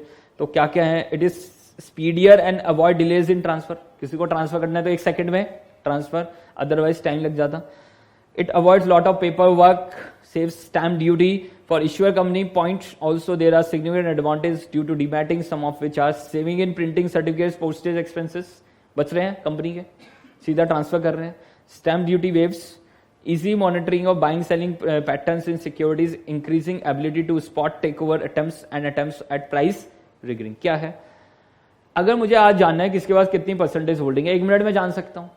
अगर वो डीमेटलाइजेशन नहीं होता तो जान सकते थे क्या, नहीं सर, बड़ा मुश्किल होता सर, पूरा कैलकुलेट करने में किसके पास कितने शेयर हैं आज के दिन, पहले पूरी इन्फॉर्मेशन मंगानी पड़ती हर जगह से, और उसके बाद ही हम बता पाते कि हमारे पास कितने, किस इन्वेस्टर के पास कितनी परसेंटेज होल्डिंग। आज मुझे पता लगाना है तो इन सेकंड्स मेरे पास क्या डेटा अवेलेबल है कि वहां पर हम क्या कर सकते हैं, इजिली मॉनिटर कर सकते हैं कौन प्राइस वहां पर क्या कर रहा है, ऐसे भी क्या कर पा रहा है, वॉच क्यों कर पा रहा है watch, this is only because of dematerialisation, ठीक है। अगर ये डीमेटलाइजेशन नहीं होता, सेबी वॉच नहीं कर सकता। वो देख लेता है ना कौन कहां पर ज्यादा हैवी ट्रेडिंग हो रही है, कौन ब्रोकर के पास किस अकाउंट में, तो पूरी डिटेल उसके पास है डीमेटलाइजेशन की वजह से, ठीक है। Now the last one, this is explain buyback of security, give the management objective of buying buyback, explain the term insider trading and why insider trading is punishable, ठीक है। ये एक बार एग्जाम में क्वेश्चन आया था। तो व्हाट इज बायबैक, पूरा सीखा था हमने, क्या बेनिफिट थे बायबैक के, क्यों किया जा रहा है बायबैक। प्रमोटर्स अपनी परसेंटेज होल्डिंग को क्या करना चाहते हैं, बढ़ाना चाहते हैं, साथ में वो अपने डिविडेंड्स को डिस्ट्रीब्यूट करना चाहते हैं, तो डिविडेंड डिस्ट्रीब्यूट ना करके they are going for the buyback of shares, ठीक है। तो पहले सेक्शन 77 नहीं था, पता नहीं कौन सा है न्यू वाले में, बट पहले वहां पर क्या section 77, this is for buyback of shares, ठीक है। तो buyback is company allowed to buyback, देख लीजिए, company allowed to buy back equity shares or any other security specified by the union government. In Indian companies are required to extinguish shares bought back within 7 days. देख लीजिए 7 दिन में वहां पर buyback. In US companies are allowed to hold buyback, देख लीजिए, bought back shares as treasury stocks. तो वो इतना इंपॉर्टेंट है। मेन चीज क्या है, the management objective to buy back securities. What is the main objective behind the buy back, the to return excess cash to the shareholders. यही मैंने बताया था, एक्सेस कैश है मेरे पास, second one, signal the market that shares are under valued. समझ पा रहे हैं शेयर्स क्या है, अंडर वैल्यूड है, दिखाने के लिए दुनिया को, ठीक है। तो this is one of the tactics followed by the company कि दुनिया को दिखाने के लिए कि हमारे स्टॉक अंडर वैल्यूड, हम क्या कर रहे हैं, बाय बैक कर रहे हैं, ठीक है। तो लोगों को लगेगा ऐसी कंपनी के शेयर जल्दी से क्या कर लो, परचेज कर लो, ठीक है। टू इंक्रीज प्रोमोटर्स होल्डिंग, मैंने बताया ना कुछ जान नहीं रहा जेब से, और ऑटोमेटिकली क्या हो जाएगी, percentage holding will increase as a percentage of total outstanding shares without additional investment. Thus buyback is often use as a defence mechanism against the potential take over. कोई जबरदस्ती मेरा टेक ओवर ना कर ले तो मैं क्या कर रहा हूं, अपनी परसेंटेज होल्डिंग को बढ़ा रहा हूं यूजिंग बायबैक ऑफ शेयर्स, ठीक है। And to change the capital structure, ठीक है। तो ये आपके पास देख लीजिए, this is buyback of shares and what is insider trading, सबको ही पता है व्हाट इज इनसाइडर ट्रेडिंग। तो लैंग्वेज पढ़ लेते हैं, लैंग्वेज पढ़ना इंपॉर्टेंट है वहां पर, ठीक है। तो इसमें कोई डाउट, बायबैक में पहले भी कर चुके हैं हम प्रैक्टिकल के साथ भी, ठीक है। Now we have insider trading. What is insider trading? The insider is any person who accesses the price sensitive information of a company before it is published to the general public. Insider includes corporate officers, directors, owners of the firm, etc., who have the substantial interest in the company. Even the persons who have access to the non-public information due to their relationship with the company, such as internal or statutory auditor, agent, advisor, analyst, consultant. तो वैसे तो auditor always is an insider. अगर वो information को क्या कर रहा है, नॉन पब्लिक इंफॉर्मेशन, क्या बोलते हैं उसको, non public information. What is non public, अभी पब्लिक में नहीं आई है, ठीक है। तो वो हमें बहुत ध्यान रखना पड़ता है, this is non public information, ठीक है। तो पब्लिक इंफॉर्मेशन नहीं है, वो नॉन पब्लिक है। तो वो डिपेंड करता है पूरा इसके ऊपर। अगर आप जो पी पढ़ते हैं उसमें है इससे रिलेटेड रूल्स, पी पढ़ते हैं ऑडिट में है ना, पूरा एक है बस, ठीक है।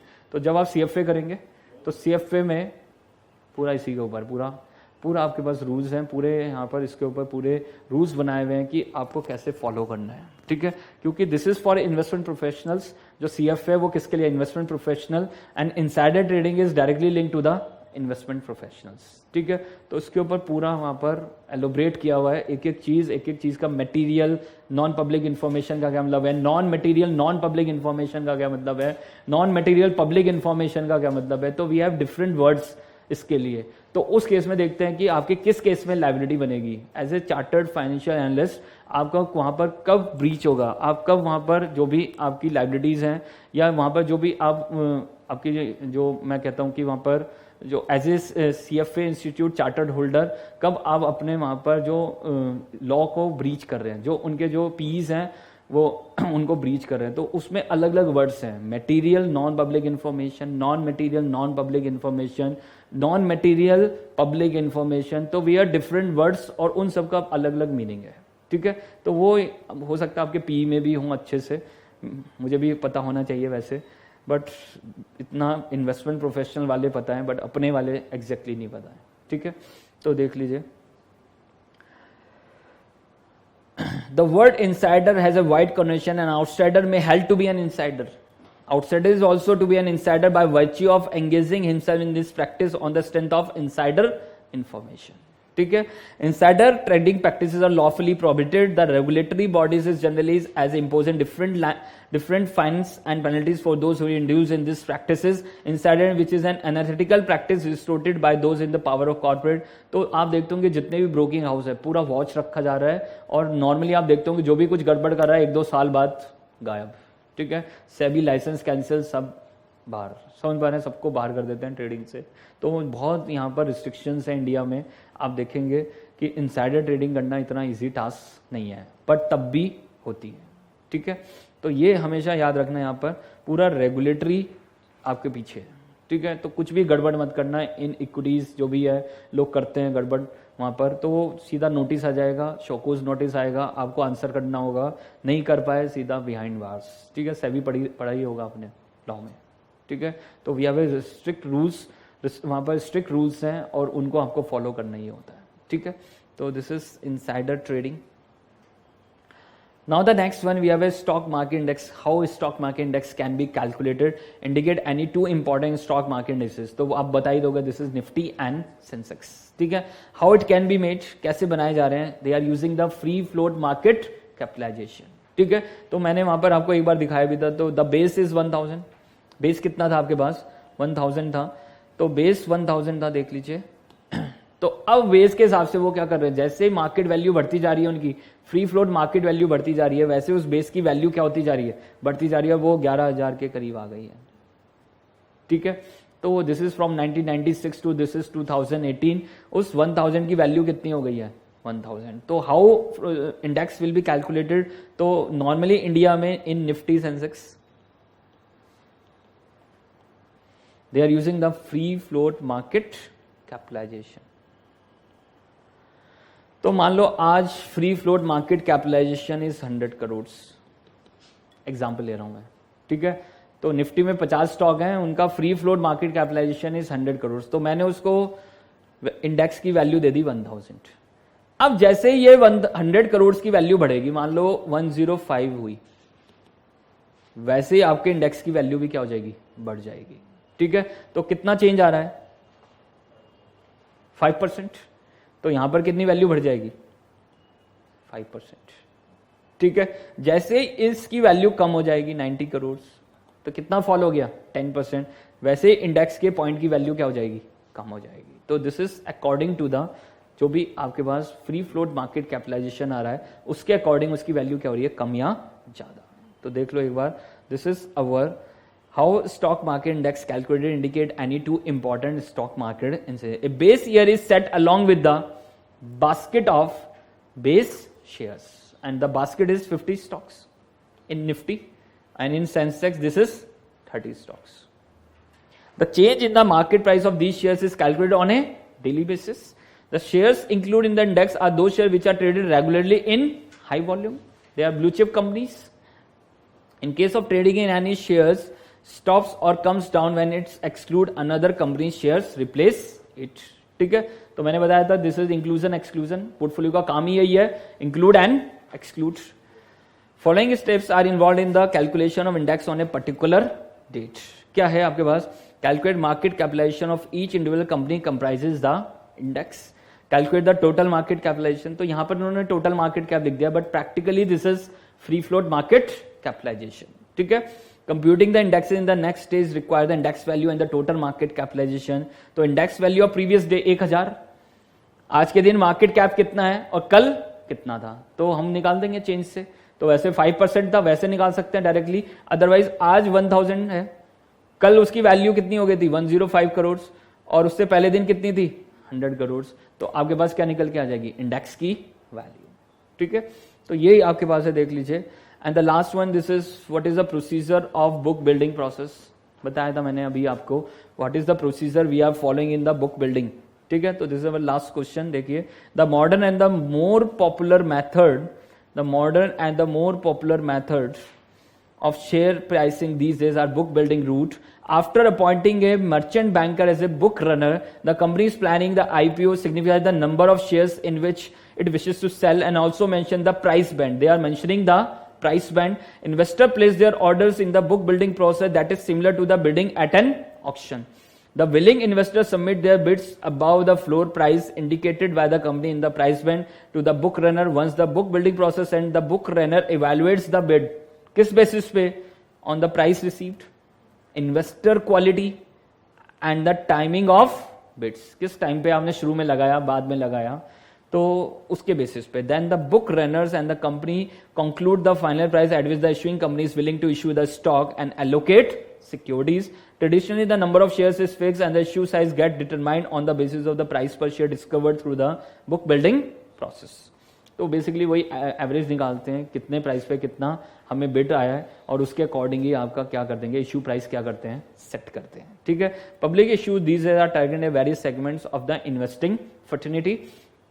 Companies now allot certain portion of their offering to the different segment to that everyone gets a chance to participate. तो उन्होंने सबका सेगमेंट बांट देते हैं कि रिटेल का कितना है, HNI का कितना है, FIs का कितना है। तो the segment are traditionally 3 qualified in QIBs होते हैं, qualified institutional bidders, high net worth individual HNIs and the retail investor. Indian company now offer about 50% of the offer to QIB, about 50% to the HNIs and 35% to the retail investor. Earlier, retail and high worth individuals had 25% each. After the QIBs are allotted shares on a pro rata basis as compared to the earlier norm. तो वो उन्होंने पूरा process बता दिया है और law में भी आपके पास लिखा होगा, सेबी में भी लिखा होगा, बुक बिल्डिंग प्रोसेस.